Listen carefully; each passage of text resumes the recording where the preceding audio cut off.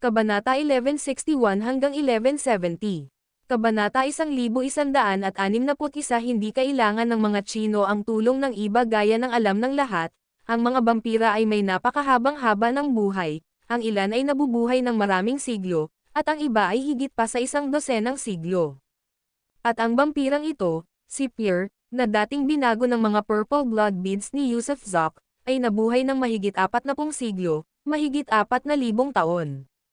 Isa talaga itong sinaunang demonyo, habang tumatagal ang buhay niya, lalo siyang nagiging tuso. Kaya, nang makita niyang sumulpat si Yusuf Zok ng wari-wala, agad siyang nanumpa ng katapatan, pinatay ang babaeng kasama na gustong lumapit sa kanya, at pagkatapos ay dinilaan ang kanyang mga bota bilang pagsuko. Hindi masabi ni Yusuf Zok kung tunay ang kasalukuyang kilos ni Pierre, tutal, kung walang koneksyon sa kaluluwa, walang dad ang may sarili ring iniisip si Pierre. Kasabay nito, hindi rin niya kailanman maisip na ang Skyward Investment Company, ang grupong Skyward na itinatag niya noong araw, ay mayroon ng kapangyarihang impluwensyahan ang politika, gamit ang sarili nitong istasyon ng telebisyon, sarili nitong industrial na negosyong militar, sarili nitong bangko, pribadong puwersang panseguridad, at iba pa. Masasabing nagpadala pa nga ang Earth Federation ng isang mapang-akit na babae para akitin si Pierre gamit ang beauty trap. Naupo si Yusuf Zok habang nanatiling nakaluhod si Pierre, kumikilos pa rin na parang isang pinakamatapat na lingkod. May ilang bagay noon na ipinagpapasalamat ko sa iyo, kabilang na ang panahong iniligtas mo si Luis Garrett noong nasa panganib kami at tinulungan mo akong sakupin ang pamilya Ross, bukod sa iba pa, tumingin sa kanya si Yusuf Zok at sinabing, pero ang maaari kong ariin ay hindi mo maaaring ariin. Hindi talaga, kagalang-galang na guro, ang Skyward Company ay tunay na iyo. Nasa pangalan mo pa rin ang legal entity registration. Nanginginig si Pierre na parang nasa matinding takot. Nakarehistro pa rin ba sa pangalan ko ang legal na entidad? Halos 4,000 taon na ang nakalipas, at hindi pa ako nabubuhay sa mundo. Paano pa nakarehistro ang kumpanya sa pangalan ko? Wala kang record ng pagkamatay, at sino ang nagsabing hindi ka maaaring maging isang legal na entity kung wala ka sa mundo? Kung hindi ka naniniwala sa akin, maaari mong tingnan ang mga kaugnay na dokumento ng kumpanya. Dagdag pa rito, ang iyong bahagi sa mga dibidendo ng kumpanya ay idineposito na sa iyong bank account sa isang takdang petsa bawat taon. Ngayon alam na ng lahat sa mundo na ang Skyward Company ay may patay na account, na hindi maaaring ma-access para sa mga detalye, at walang sino man ang maaaring gumamit nito ng mali. Ang iyong pinakamatapat na lingkod na si Pierre ay naglilingkod sa Panginoon sa loob ng maraming taon at naghihintay sa pagbabalik ng Panginoon. Oh, bahagyang tumango si Yusuf Zok, at pagkatapos mag-isip sandali, ay nagtanong, bakit lahat ng tao sa mundo ay nakakapagsanay na ng cultivation ngayon, at mayroon pang mga immortal sa mundo na nasa 12 antas. Ganito, naisip ni Pierre sandali bago nagpaliwanag, mahigit 100 taon matapos kang umalis, isang malakas na lindol ang naganap sa daigdig, na sinundan ng paglitaw ng isang malaking hukay sa kailaliman ng rehiyon ng Shenongja. Pagkatapos ay bumaba ang ilang siyentipiko upang magsaliksik at pagkatapos, nagsimulang kumalat ang metodolohiya ng paglilinang. Kasunod nito, nagsimulang lumitaw ang mga mahiwagang sinaunang labi sa buong mundo, at ang bilang ng mga cultivator at makapangyarihang individual ay patuloy na tumaas. At paano ito naging federasyon ng daigdig? Patuloy na tanong ni Yusuf Zok. Ito ay dahil malayang gumala ang mga makapangyarihang tao, at kalaunan, lumitaw ang mga superhenyo sa ilang mga bansa. Binago ng mga henyong ito ang kaayusan ng mundo. Gamit ang kapangyarihan ng isang individual, madali nilang kayang sirain ang isang bansa o lungsod, magdulot ng kaguluhan sa langit at lupa, at walang bansang makakapigil sa kanila. Kaya, bumuo sila ng isang koalisyon. Noong una, ang koalisyon ay medyo hindi mabait, na walang lihim na motibo maliban sa paglilinang. Ngunit nang sumali ang mga ambisyosong individual, nagbago ang katangian ng koalisyon. At pagkatapos, may isang taong nagpanukala na wakasan ang pagkakahati-hati ng mga bansa at bumuo ng isang pinag-isang federasyon ng daigdig. Noong panahong iyon, maraming bansa, kasama na ang sarili ninyo, ang hindi sumang-ayon. Ngunit kalaunan, ang mga pinuno ng mga bansang hindi sumang-ayon ay pinatay lahat. Pagkatapos, ang Estados Unidos ang unang sumuporta sa pagtatatag ng Earth Federation, at sumang-ayon din ang mga kasapi ng Estados Unidos. Kalaunan, nabuo ang Earth Federation na may 5 permanenteng miyembro ng konseho na bumubuo sa pinakamataas na awtoridad ng Federation, at ang 5 ito ay pawang mga Earth Immortal na nasa ika-12 antas. Gayunpaman, ilang araw pa lamang ang nakalilipas, sa rehiyon ng Kalakhang China, ang miyembro ng konseho na may lahing Chino ay pinalitan ng isang miyembro ng konseho na may lahing Hapon, at karamihan sa mga parliamentarian na may lahing Chino ay nadiskwalipika. Ang pinakamaasahang impormasyon na natanggap ko ay ang miyembro ng konseho na may lahing Chino ay nalasan at nasa bingit ng kamatayan, kaya naman, ang federasyon ay nagpapatupad na ngayon ng serye ng mga patakarang nakatarget sa etnikong aspeto. Ang ganitong mga patakaran, na mahalagang etnikong pagpuksa, ay isinasagawa kada ilang daang taon. Wala nang pagkakaiba sa pagitan ng mga bansa, kaya ano ang pinag-aawayan ng mga miyembro ng konseho ng federasyon? Kumunat ang noo ni Yusuf Zoc. Siyempre, nag-aagawan sila ng mga mapagkukunan. Ang rehiyon ng Kalakhang China ay may 16 na sinaunang puok ng yamang-yaman, at ang mga puok na ito ay matatagpuan sa dating teritoryo ng China. Hindi sumang-ayon ang miyembro ng konseho na may lahing Chino sa pagpapaunlad ng 16 na lugar na ito, kaya natural lang na may pakikibaka para sa mga ito. Bagamat walang pagkakaiba sa pagitan ng mga bansa, ang pagpapatuloy ng mga grupong etniko ay hindi isang bagay na kayang palitan ng panahon at politika. Ang etnikong Chino, lalo na ang mga taong Han, ay partikular na nagkakaisa at hindi madaling makisama sa ilang dayuhang kultura. Halimbawa, ang mga residenteng naninirahan sa pagitan ng ikatlo at ikalimang palapag sa ilalim ng lupa, na karamihan ay mga konserbatibong Chino, ay hinahati pa rin ang oras sa mga kalendaryong Gregorian at tradisyonal, ipinagdiriwang ang Spring Festival at nagbibigay pugay sa mga ninuno noong panahon ng King Ming at iba pa. Mayroon din silang pinakamatinding hangarin para sa pambansang pagpapanumbalik. Ang ikatlo hanggang ikalimang antas sa ilalim ng lupa ay lubhang magulo, kung saan ang mga gang at iba't ibang grupo ng lipunan ay nag-uugat at lumalago doon, tumututol sa federasyon at nangangarap pang ang ibalik ang dating kaayusan ng mundo o pag-isahin ang daigdig. Manam, ang ganda naman ng panaginip mo. Tumango si Yusuf Zoc at ngumiti. Malaya na ako ngayon, kaya tulungan mo akong magplano at mag-estratehiya. Gusto kong ibalik ang bansa, gusto kong mawala ang federasyon, gusto kong maging ang aking rehiyon ng Kalakhang China, pati na rin ang iba pang 5 pangunahing rehiyon ng federasyon. China, iyon ay halos imposible. Nagsimulang pagpawisan ang noo ni Pierre, ang istruktura ng federasyon ay naitatag na sa loob ng libu-libong taon at hindi madaling ibagsak. Dagdag pa rito, tayo ay nasa panahon kung saan ang paglilinang at mataas na teknolohiya ay magkakasamang nagsasama. Ang 5 miyembro ng konseho ay namumuno sa mga hukbo ng may napakalaking lakas, at saka nariyan pa iyon. Baril. Itinuro ni Pierre ang baril na nasa lupa, yung baril na kanina pa binunot ng babae, na nakahiga roon. Ang baril na ito, kung puputulan sa isang Earth Immortal na nasa ika-10 antas, ay maaaring magdulot ng hindi na maibabalik na pinsala, hindi pa kasama ang makapangyarihang mga sinaunang barko pandigma na madaling sumire sa isang lungsod. Nariyan din ang mga ika-12 antas na Earth Immortal na hindi lamang nagtataglay ng mabibigat na cultivation techniques kundi pati na rin ng mga high-tech na armas, at mas makapangyarihang divine artifacts. Ilang taon pa lamang ang nakalilipas, mahigit 100 immortal mula sa labas ng daigdig ang dumating sa daigdig, na pawang mga nasa ika-12 antas o maging mga halimaw na nilalang na lumalagpas sa antas na iyon. Pero dahil 10 mandirigmang nasa ika-12 antas lamang mula sa daigdig, lahat ng mga immortal sa labas ng daigdig ay napatay. Ang federasyon ay may mga makinang high-tech at mga mandirigmang gawa ng tao-makina. Ang mga mandirigmang ito ay hindi ganap na tao o makina rin, ang kanilang mga utak ay nilagyan ng mga advanced na computer chip para sa mabilis na mga kalkulasyon, at ang mga mandirigmang ito ay mga tagapagpatupad din ng batas. Sa madaling salita, napakalakas.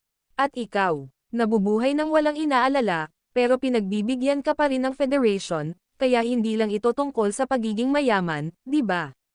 Tumingin si Yusuf Zoc kay Pierre, siguro napakalakas mo rin. Siguro ay natutunan mo rin ang mga sinaunang teknik sa paglilinang.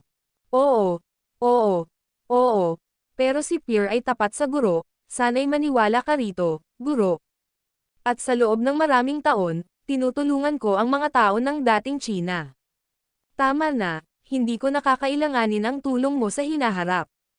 Kaya ng mga Chino ang sarili nilang mga gawain at hindi na nila kailangan ng iba. Manam, may istasyon ka ng TV, di ba? Ayusin mo yan para sa akin, gusto kong mag-live broadcast mula rito. Ang video na ito ay edited by Urban Storytelling. Kabanata 1162 live na broadcast sa telebisyon. Nagplano si Yusuf Zoc ng live na broadcast sa TV. Kaya hindi man lang nagpakawala ng kahit kaunting tili si Phil at agad na inayos ang pagpunta ng pinakamahusay na host at ang pinakapropesyonal na pangkat ng broadcasting. Matapos makapag-ayos, nagpatuloy siya sa pagtayo sa harap ni Yusuf Zoc, bahagyang ibinabaluktot ang katawan. Nag-isip sandali si Yusuf Zoc at sinabing, magkano ang saklaw ng Skyward TV station? Mayroong mahigit 100 channel, di ba? Komprehensibo ang saklaw, maaaring mapanood ng bawat lungsod ang internasyonal na channel ng Skyward TV station. Pagkatapos, habang nagtatanghal ng live broadcast, ilipat ang lahat ng channel sa signal ng broadcast, at pagkatapos ng live broadcast, dapat na patuloy na i-loop ng lahat ng channel ang nilalaman ng broadcast sa loob ng 24 na oras. Opo, opo, opo, lahat ng sinabi ninyo, guro. Hindi tinanong ni Phil si Yusuf Zoc kung ano ang gagawin niya dahil alam na alam niyang baliw ang amo niya, at sino ang makakahuli sa mga kilos ng isang baliw. Napakabilis ng naging takbo ng Skyward TV station, natural lang dahil si Phil ang nagpatawag sa kanila, at dahil si Phil ang presidente, ang pinaka-propesyonal na pangkat ng tagapagbalita ng internasyonal na channel ng Skyward TV station ay agad na dumating sa opisina ng Pangulo. Gayunpaman, nang sumunod ang team at ang mga kawani ng punong tanggapan ng kumpanya, sandaling natigilan silang lahat dahil isang lalaking may mahabang buhok at nakadamit ang nakaupo sa upuan ni Phil. Sino si Phil? Siya ang pangulo ng Skyward Investment Company. Hindi lamang ang kanyang personal na lakas ang kahanga-hanga, kundi mayroon din siyang pribadong gwardya, at maging ang federal na pamahalaan ay kinailangang magpakita sa kanya ng kaunting respeto, kaya sino ang nangahas na umupo sa kanyang upuan? Higit sa lahat, nakatayo pa rin si Phil sa isang tabi, bahagyang nakayuko, na siyang nagpatawa sa eksena. Akala ng lahat ay dinukot si Phil, kaya tila mas lalong tensyonado ang dati ng tensyonadong koponan. Sa sandaling iyon, biglang lumingon si Phil, nakataas ang kilay, at sinabing, huwag kang basta nakatayo lang dyan, magtrabaho ka na, lahat ng aspeto, lahat ng anggulo, kapag nagbo-broadcast, lumipat sa broadcast content, ay loop ang live broadcast content ng 24 na oras sa lahat ng channel, lahat ng iba pang content, itigil ang pag-broadcast. Ano? Ay broadcast sa lahat ng channel. Magiging magulo yan. Gulat na bulalas ng namamahala sa istasyon ng TV. Isa pa, may mga sponsor tayo para sa mga ad slot, ang paglalaro ng ibang content ay paglabag sa kontrata, kailangan nating magbayad ng danyos. Hindi mo ba naintindihan ang sinabi ko? Biglang malamig na sabi ni Phil. Oo. Gusto pa sanang magpayo ng namamahala, pero nang makita ang mabangis na tingin ni Phil, agad siyang tumahimik. Samantala, muling nag-isip si Yusuf Zoc at sinabing, ang 24 na oras na walang tigil na nabanggit ko kanina ay hindi sa loob ng 24 na oras kundi 3 hanggang 7 araw depende sa sitwasyon, ibig sabihin, hanggang sa pumayag akong mag-broadcast ng ibang mga programa, dapat patuloy na ipalabas ng lahat ng channel ang susunod na nilalaman ng broadcast. Oo, narinig nyo ba lahat yon? Sundin mo ang tagubaylang ito, at kung may sino man na hindi susunod, huwag mo akong sisihin sa pagiging bastos. Paano ako mag-host mamaya? Magpapatouch up ba ako ng makeup para sa mga bisita? Biglang tanong ng isang magandang babae. Parang host ito ng talk show. Hindi na kailangan, lumipat ka na lang direkta sa live feed habang nagbo-broadcast.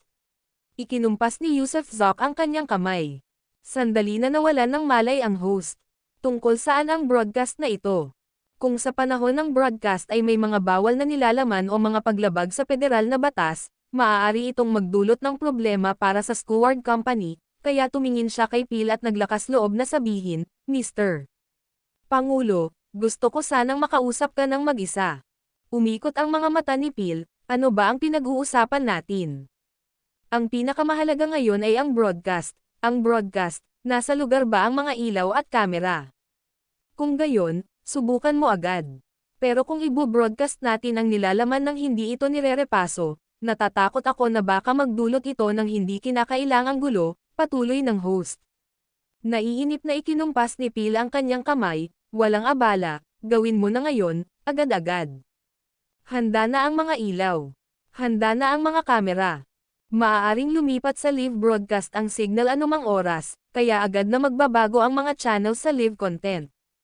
Pagkatapos ay nagulat ang ilang mga kawani. Oh, simulan na natin kung gayon, tumanggo si Yusuf Zoc kay Pierre, at nang iwagayway ni Pierre ang kanyang kamay, agad na bumukas ang signal, at isang emergency broadcast ang sabay-sabay na lumabas sa mahigit 100 channel ng Skyward TV station. Sa loob ng balangkas ay may isang malaking mesa, kung saan nakaupo ang isang lalaking may mahabang buhok at nakasuot ng mahabang damit. Nagsimula na ba? Sige, magsisimula na ako, nakangiting sabi ni Yusuf Zoc at sinabi rin sa kamera, kumusta sa lahat, ako si Yusuf Zoc, ang legal na kinatawan ng Skyward Investment Company.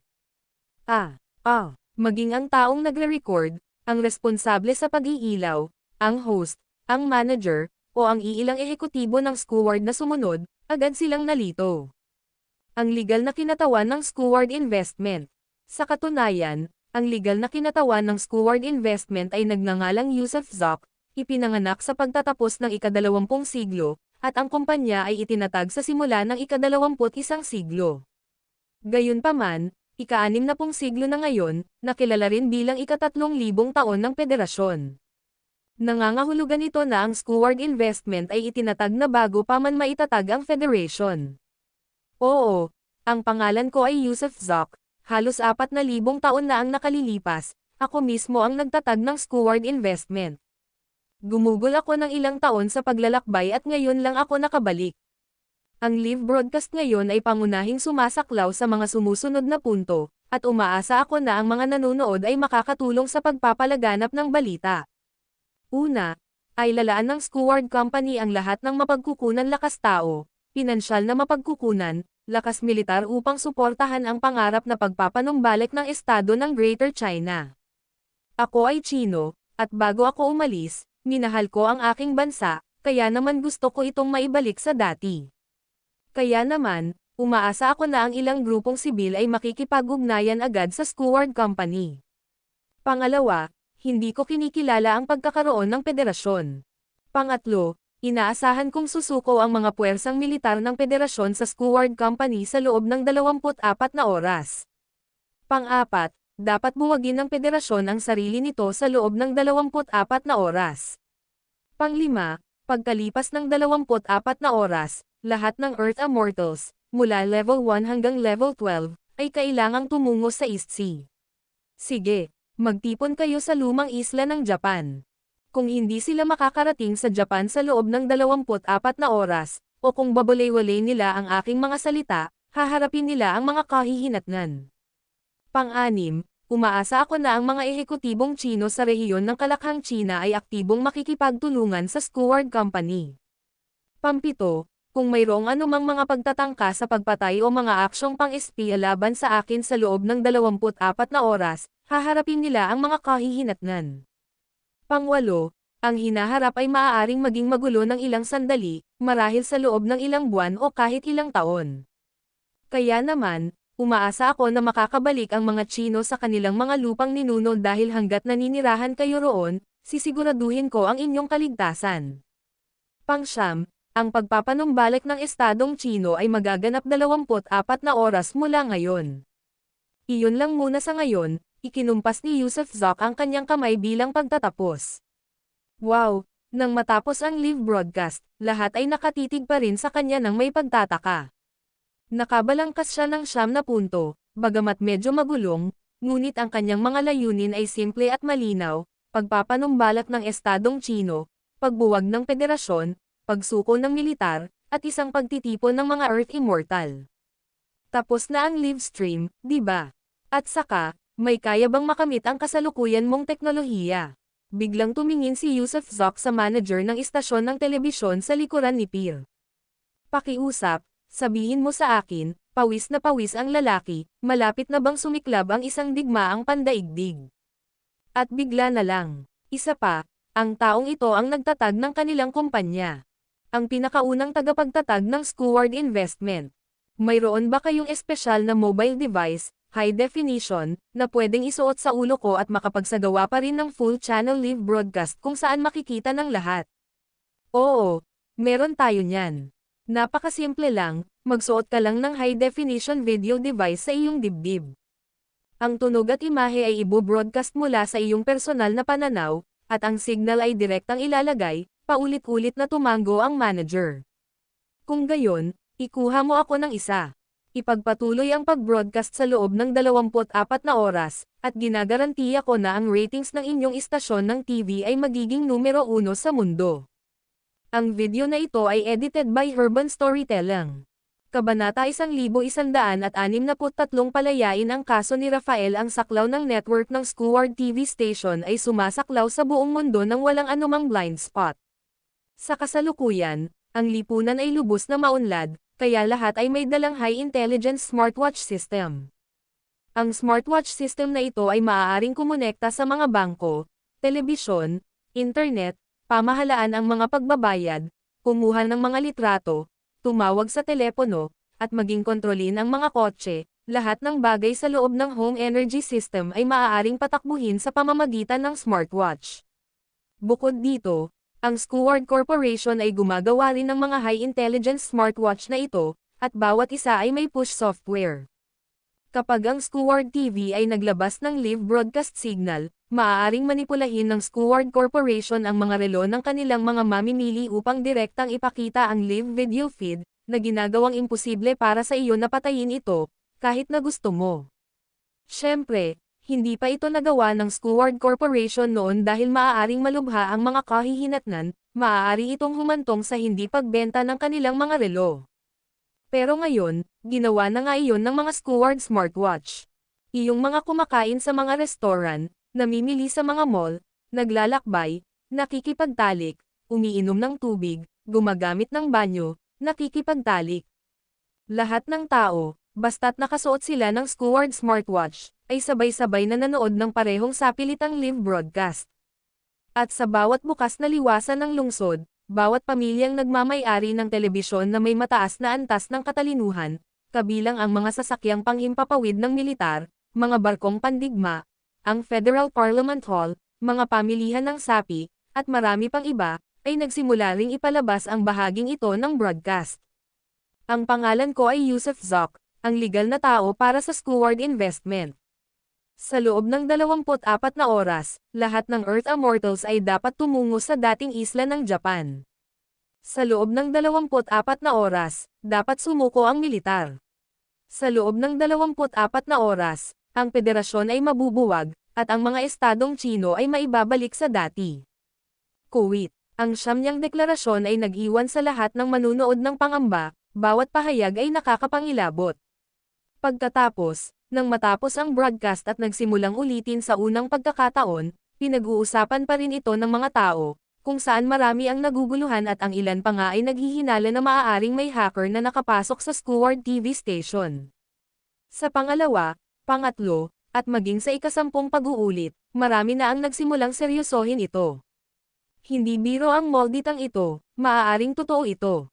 Pagkalipas ng 10 minuto, nagpakalat ang Skyward Group ng isang internal na email, na nagsasabing ang video ay tunay, na ang lumikha ng kumpanya ay bumalik na pagkatapos ng halos 4,000 taon ng paglalakbay, at ang lahat ng senior shareholder ay kinakailangang bumalik para sa isang pulong sa loob ng 1 oras, kahit na sila ay nasa buwan.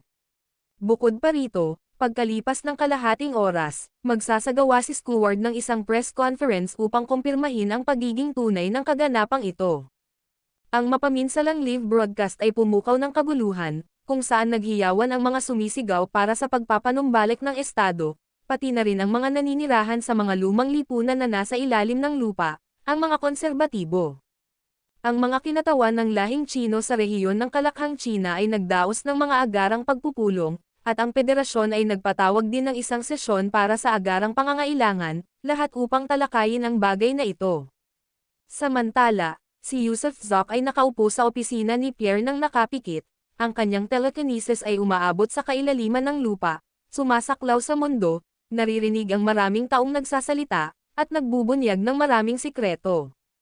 Siyempre, sa sandaling ito, wala siyang interes sa sinasabi ng iba, ang kanyang telekinesis ay mas malalim na nahukay sa ilalim ng lupa dahil hinahanap niya ang pinagmulan ng daigdig.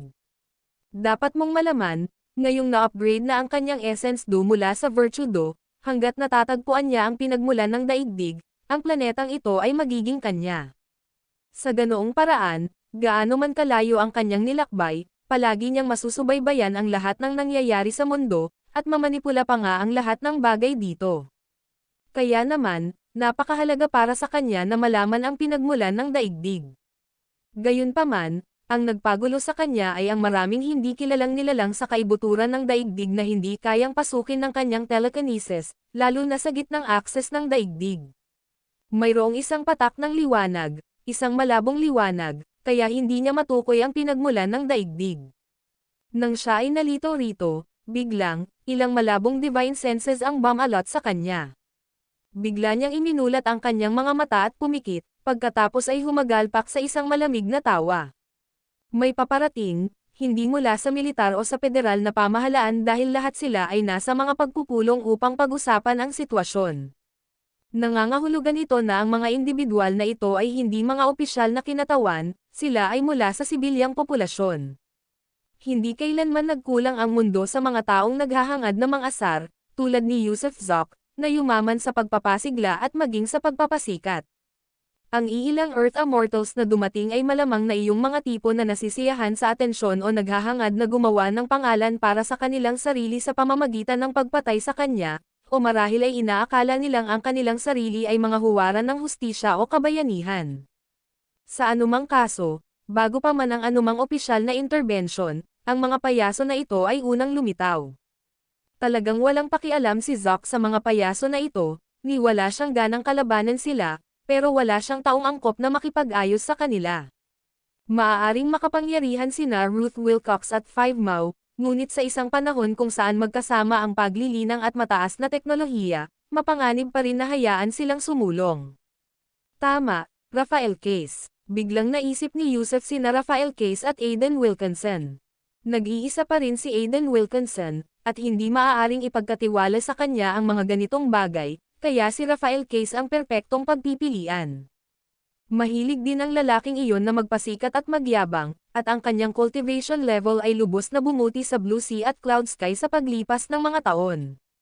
Isa na siyang Immortal King, kaya kahit nataglay niya ang Sky Avoidance Charm at hindi niya magamit ang buong kapangyarihan niya, hindi magiging problema ang pakikitungo sa mga Earth Immortal na ito.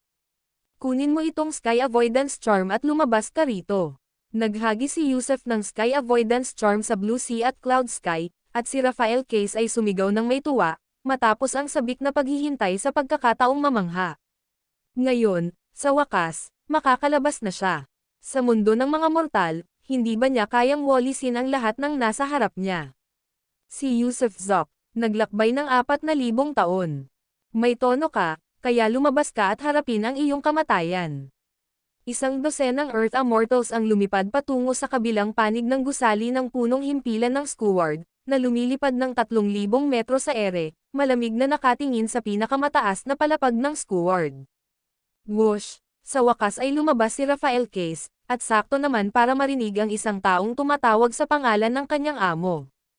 Anong nangyayari? Anong nangyayari? Nanlaki ang mga mata ni Case sa pagkalito. Nag-aalala na baka madisbentaha si Rafael, nag-isip sandali si Yusuf, pagkatapos ay biglang inilabas ang isang set ng baluti mula sa isang singsing at inihagis ito sa kanya. Ito ay isang piraso ng kagamitang panlaban na pinahahalagahan ng Solar Deity ng The Netherworld, isuot mo na. May mga payaso sa labas na hindi ako makapag-abalang kaharipan. Ngayon, tumayo ka sa bubong kung gaano karaming tao ang pumupunta, ganoon din karami ang mapapatay mo. Ayaya, ang saya naman dyan no. Guro, ikaw ang pinakamagaling para sa akin, hahaha. Tuwang-tuwa si Rafael sa kanyang tugon, mabilis na nagbihis, at nagmamadaling lumabas sa salamin. Nako, bakit ba ang tigas ng transparent na kristal na ito? Nang hangina na ang boses ni Rafael, tumakbo na siya paakyat sa rooftop. Nang sandaling iyon, nakakunot ang noo ni Pierre, may isang taong nabuhay mula sa kung saan ang kanyang Panginoon. At binasag ng taong iyon ang salamin sa opisina niya. Ang salamin na iyon ay espesyal na ginawa, halos kasing tigas ng katawan ng isang space battleship. Maaaring hindi ito masira ng isang malakas na suntok mula sa isang Earth Immortal na nasa ika-10 antas, ngunit nataman ito ng ulo ng lalaking iyon, at sa kabila ng pagrereklamo tungkol sa katigasan nito, nabasag pa rin ito. Pierre, may tanong ako sa iyo, biglang lumingon si Zack kay Pierre. Sa lahat ng mga taong ito, nakita mo na ba? Amber Vance. Si Ginang Vance. Siyempre, nakita ko na siya. Alam niyang ako ang pinakatapat sa amo. Pagbalik niya, ako ang sumama sa kanya buong oras. Agad na tumango at yumuko si Pierre. Bumalik na ba talaga siya? Kung gayon, alam mo ba kung saan siya nagpunta? Bulalas ni Yusuf sa labis na pagkamangha. Ang video na ito ay edited by Urban Storytelling. Kabanata 1164 na muling nagbago si Phil, bumalik talaga siya. Kung gayon alam mo ba kung saan siya nagpunta? Labis na nabigla si Yusuf Zack. May mga gamit naman pala ang Phil na ito, nakipag-ugnayan na nga siya kay Amber Vance. Naputol ang braso ng aking ginang, biglang humagulgol si Phil. Maaari niyang patubuin muli ang kanyang braso mula sa laman at buto, ngunit pinili niyang maghintay sa ganitong paraan. Sabi niya, hanggat hindi kanya mahanap, hindi tatubo ulit ang braso niya. Nasaan siya? Tumayo si Yusuf Zack at sumigaw. Wala na. Wala na siya. Sabi niya pumunta siya sa kaharian ng langit, pero kapag naroon na siya, hindi na siya makakabalik. Malungkot na sabi ni Phil, hinanap kanya sa mundo ng mga mortal sa loob ng 1,000 taon, sa kaharian ng mga immortal sa loob ng 1,000 taon, at sa lupa sa loob ng 1,000 taon. Matapos ang 3,000 taon na hindi ka natagpuan, kinailangan din niyang umalis dahil 3,000 taon pa lamang ang ibinigay sa kanya ng kanyang Panginoon. At ang kanyang Panginoon ay isang taong mula sa kaharian ng langit. Bumagsak si Yusuf Zack sa kanyang upuan. Hinanap niya siya sa loob ng 3,000 taon. Ngunit siya ay nasa madilim na panahon kalawakan na iyon ng mahigit 3,800 taon. Paano kaya niya siya mahahanap? May iba pa ba? Pumunta rin ba siya sa kaharian ng langit? Huminga ng malalim si Yusuf Zack. Pumunta na si Fatty sa Heavenly Realm, at ngayon ay naroon din si Amber Vance. Siya, na hindi kailanman naisip na pumunta roon, ay biglang nakaramdam ng agarang pangangailangang hanapin sila sa kaharian ng langit. Siyempre, kailangan niya munang hintayang maging maayos ang lahat, ayusin muna ang lahat bago ito pag-isipan. Marahil ang kaharian sa langit ang magiging sarili niyang lugar ng pahingahan. Pagbalik ng aking ginang, natuklasan niya na nagbago na ang mundo, kaya tahimik siyang naghintay. Saan siya nanatili? Tumangala si Yusuf Zack at nagtanong. Nakatira siya sa isang lambak sa bundok ng Dragon Head, pero binili ko ang lugar at pagkatapos ay nagtayo ako ng isang palasyo ng isang villa doon. Doon na ako nakatira simula noon. Ang lugar ng lumang Dragon Gate Passage. Kumilos ang divine sense ni Yusuf Zack, at agad niyang nakita ang isang malawak na lupain kung saan dating naroon ang Dragon Gate Passage. Patag na ang bundok, may mga damo at punong nagsisikatan, maayos ang unlad ng tanawin, kumpleto sa mga golf course, tennis court, swimming pool, racetrack, at marami pang iba. Hindi ka pani-paniwalang malaki, at napakarangya. Tara na. Hinawakan niya si Phil at sa isang hakbang lang, nasa labas na sila ng pangunahing gusali ng estate. Napakahigpit ng seguridad sa estate. Sa loob, bukod sa mga katulong, mayroon ding 2 babaeng blonde na mukhang sila rin ang may-ari. Pagkarating ng dalawa, agad na lumabas ang mga babaeng blonde. Pareho silang nasa antas ng isang second-level Earth Immortal. Ang mga gwardya, na parang isang kawan ng mga langgam, ay nagsimula ring lumapit sa kanila, at mayroong 9 na matataas na tore na kontra sasakyang panghimpapawid na tila may mga ground-to-air missile. Walang gumalaw, ako ito. Nanginig ang buong katawan ni Phil.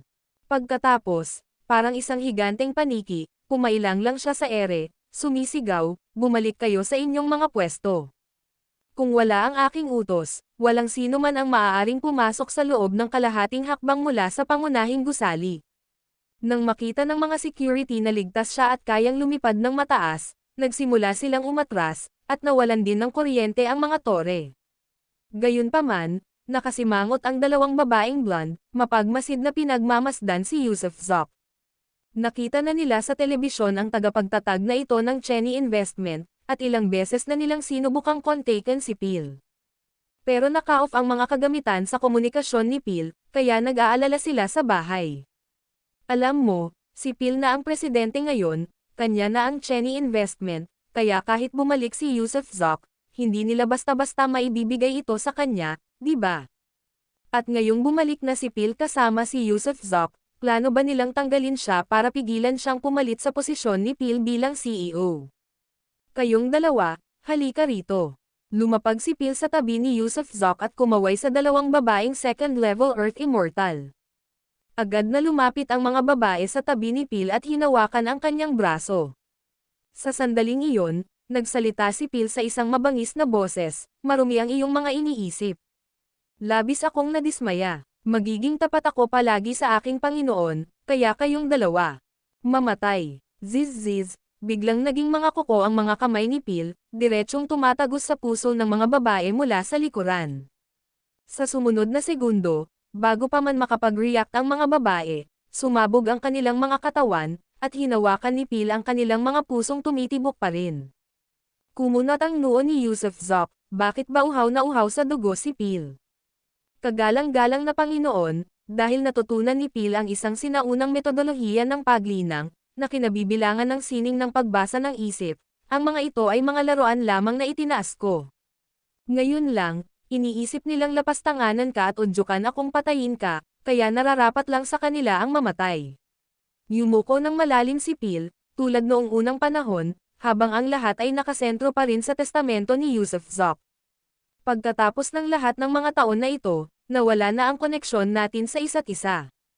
Bakit tapat ka pa rin sa akin? Nagtatakang tiningnan siya ni Yusuf Zoc. Natahimik sandali si Phil, bagamat galing si Phil sa isang lahing alien, hindi kailanman nang ahas si Phil na kalimutan ang iyong kabaitan. Kung wala ka, aking Panginoon, nasaan kaya si Phil ngayon?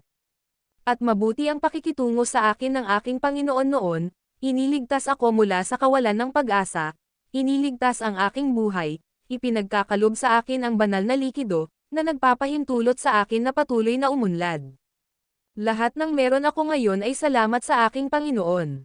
Kahit wala na ang bakas sa aking kaluluwa, ang biyaya ng iyong pangalawang pagkakaloob, Panginoon, ay nakatatak pa rin sa aking puso. Hindi ka kailanman pagtataksilan ni Phil, at nang ahas si Phil na humingi muli sa iyo ng divine liquid. Ibuka mo ang bibig mo. Biglang ngumiti si Yusuf Zoc, naantig sa katapatan ni Phil pagkalipas ng halos 4,000 taon, parang si Phil ay pareho pa rin ng dati. Agad na lumuhad si Phil, saka ibinuka ng malaki ang kanyang bibig. Isang patak ng Essence Do ang pumasok sa kanyang bibig, at sa sandaling pumasok ang Essence Do, biglang nagkaroon ng motosayon si Phil. Nagsimulang mamilipat ang buong katawan niya at walang tigil siyang sumisitsit. Gayun din, isang bagong liwanag ng kaluluwa ang lumitaw sa kaibuturan ng kaluluwa ni Yusuf Zoc, ang bakas na ito ay nagniningning sa kaluluwa ni Phil. Namangha si Yusuf Zoc, ang divine liquid na nag-evolve at naging Essence Do ay tila may kakaibang epekto. Pop pop pop pop pop pop pop, sa loob ng 1 minuto, napunit ang damit ni Phil, at pagkatapos, sa ilalim ng kanyang mga tadyang, nagsimulang tumubo ang mga pakpak, maitim na pakpak. May mga pakpak siya dati, at ngayon, pares-pares na naman ang mga pakpak niya na tumutubo. 6 na pares, 12 pakpak. Nagulat si Yusuf Zoc habang nakatingin, gayon din si Phil, natulala sa sarili niyang anyo.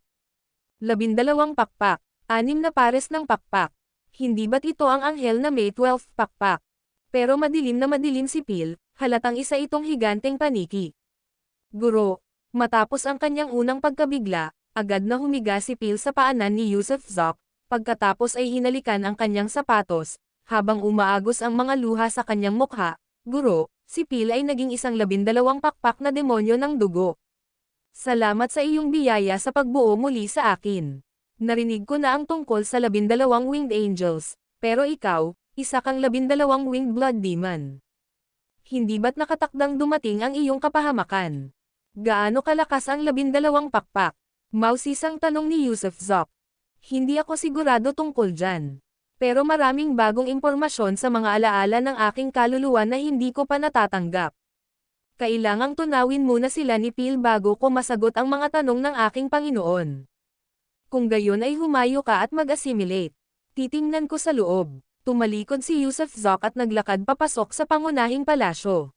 Dating nakatira rito si Amber Vance, ngunit malinaw naman, anumang bakas ng buhay ni Amber Vance dito ay matagal nang nawala. Ang video na ito ay edited by Urban Storytelling. Kabanata 1165 pinagmulang avatar naglibot si Yusuf Zoc sa malawak na palasyo ngunit wala siyang nakitang naiwan ni Amber Vance. Lumitaw si Phil sa tabi ni Yusuf nang may pangamba at mamulong. Pagkaalis ng kerida, madalas pumupunta rito ang mga tao, kaya, gustong sabihin ni Phil na araw-araw siyang naglalaro sa palasyo simula nang umalis si Amber at tiyak na hindi rin naman siya maaasahang maglilinis ng mga kwarto, hindi ba? Kaya naman, walang bakas na naiwan si Amber Vance, at kahit na mayroon man, mabubure na ang mga ito dahil sa maraming kagandahang iningatan niya sa paglipas ng mga taon.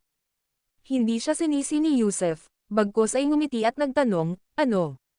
Natapos mo na bang suriin ang iyong memorya ng ebolusyon? Oo, paulit-ulit na tumanggaw si Phil at sinabing, ang blood race ay nilikha ng heavenly daw bilang isang anyong buhay na hindi tao o multo. Dahil sa mahahabang buhay at walang makalangit na mga kapigatian, hindi sila maaaring umakyat o maging mga immortal o mga Diyos. Ang blood race ay tinalikuran na rin ng heavenly daw, kaya kahit na nakapagpatubo na ako ng 12 pakpak, hindi pa rin ako makaakyat. Nakatakda akong mapahamak ng walang hanggan sa mundo ng mga mortal. Kumusta naman ang lakas mo? Tanong ni Yusuf na may pagtataka.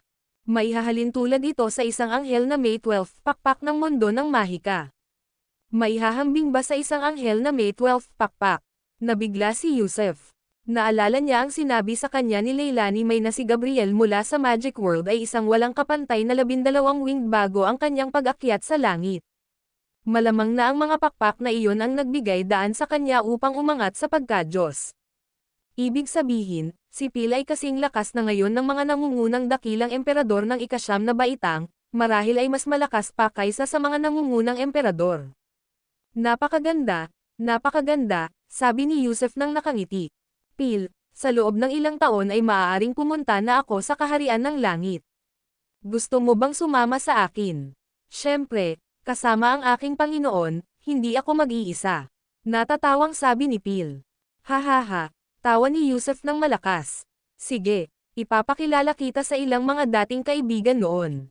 Matapos tumawa, agad na pinakawalan ni Yusuf si Ruth Wilcox at ang iba pa, at 12 ng mga tao ang biglang sumulpot sa loob ng palasyo. Seniora. Luciano. 0.50 kal, gulat na bulalas ni Phil. Ang mga taong ito ay tunay ngang matandang magkaibigan.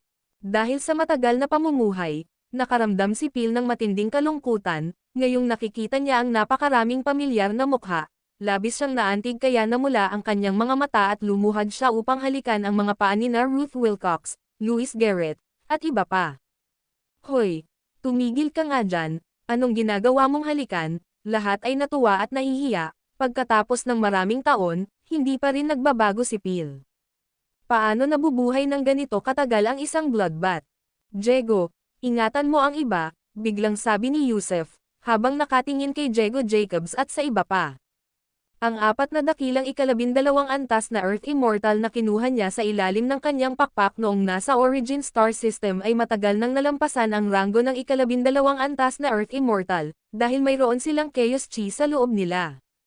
Matapos makinig sa mga turo ng mga immortal sa loob ng maraming taon, handa na silang umakyat sa immortalidad sa sandaling ilabas nila ang kanilang buong aura. Kahit ang makalangit na kapigatian ay hindi sila kayang hawakan. Opo. Yumuko sina Diego at ang iba pa at nakangiting sinabi, Panginoon ko, sa mortal world ngayon, malamang walang sino man ang makakapatay sa kerida at sa iba pa, kahit isang 12th level Earth Immortal. Mas mabuting mag-ingat kaysa magsisi. Seryosong sabi ni Yusuf. Naiintindihan ko, tumanggaw si Diego. Ama, Pwede ba tayong magsaya ngayon? Ayos lang ba?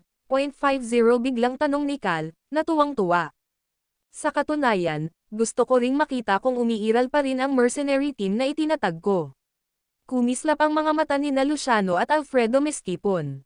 Nitong mga nakaraang taon, naglaro sila sa Jade Sea nang hindi nagyayabang, at hindi napapansin. Nagpapatakbo rin sila ng isang mersenaryong operasyon sa Africa matapos silang makalaya mula sa bilangguan. Halos 4,000 taon na ang nakalipas, anong pinagbibiro mo? Walang imak na sabi ni Yusef. Nagtayo kami ng sistema ng lahi sa loob ng aming kumpanya bago kami umalis. Marahil ay may mga inapo pa rin ng mga orihinal na miyembro na natitira. Ako, kasama si Cameron Hood, ay gusto ring maglakad-lakad.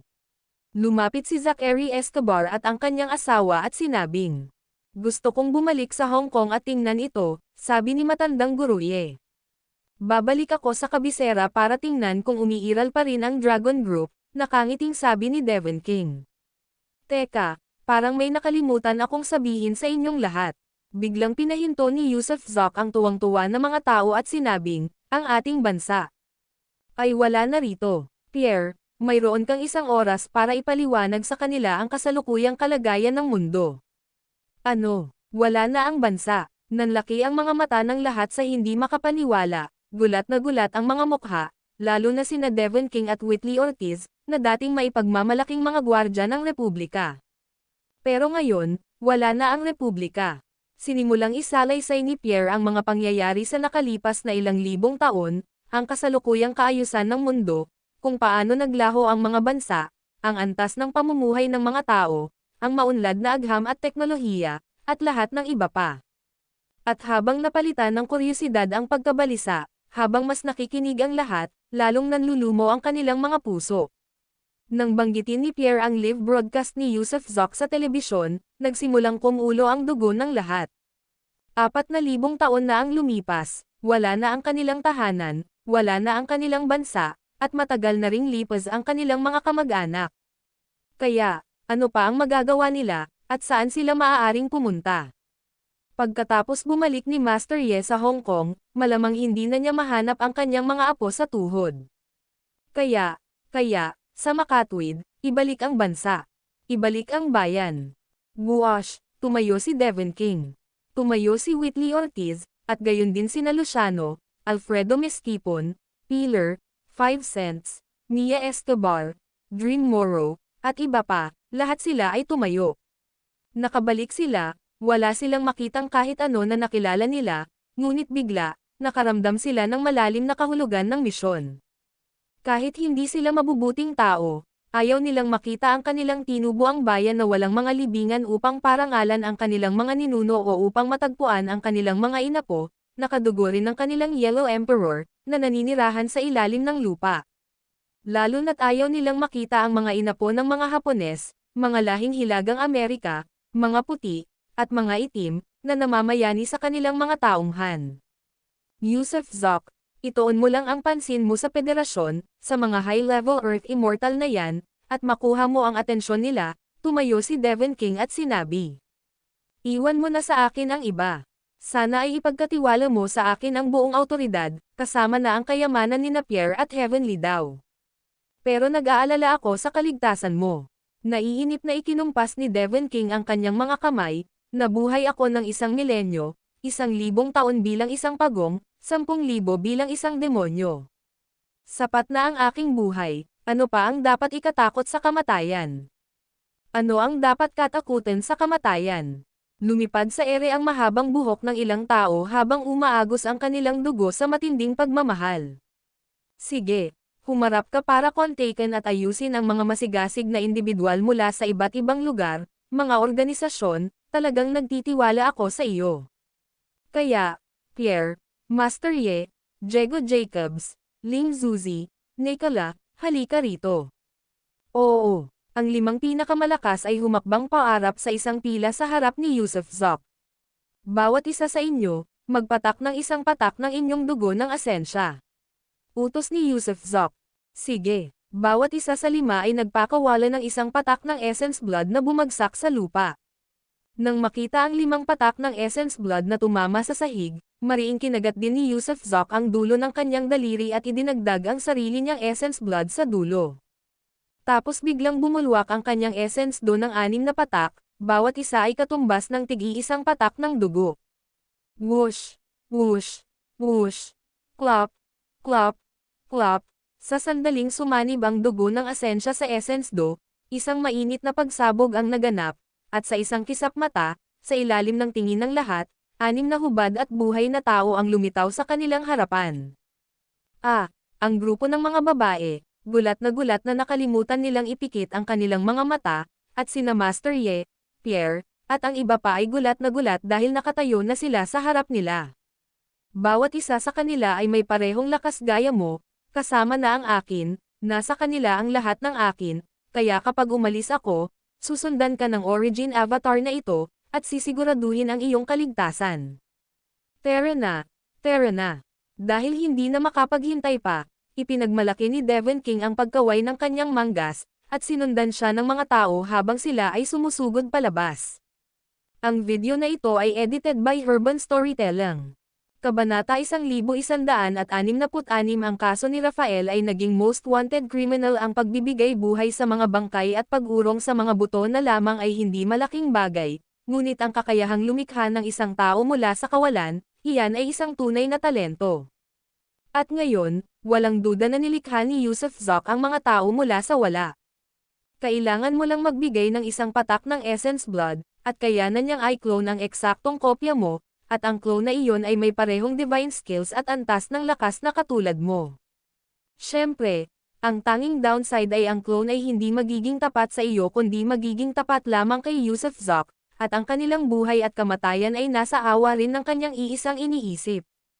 Hindi pinigilan ni Yusufzok si Devon King at ang iba pa, matagal na silang nakakulong sa Blue Sea at Cloud Sky. Panahon na para lumabas sila at manggulo. At maging si Devon King man o kahit sino pa, perpekto lang na hayaan silang bumalik para ibalik ang kanilang bansa at magdulot ng kaguluhan.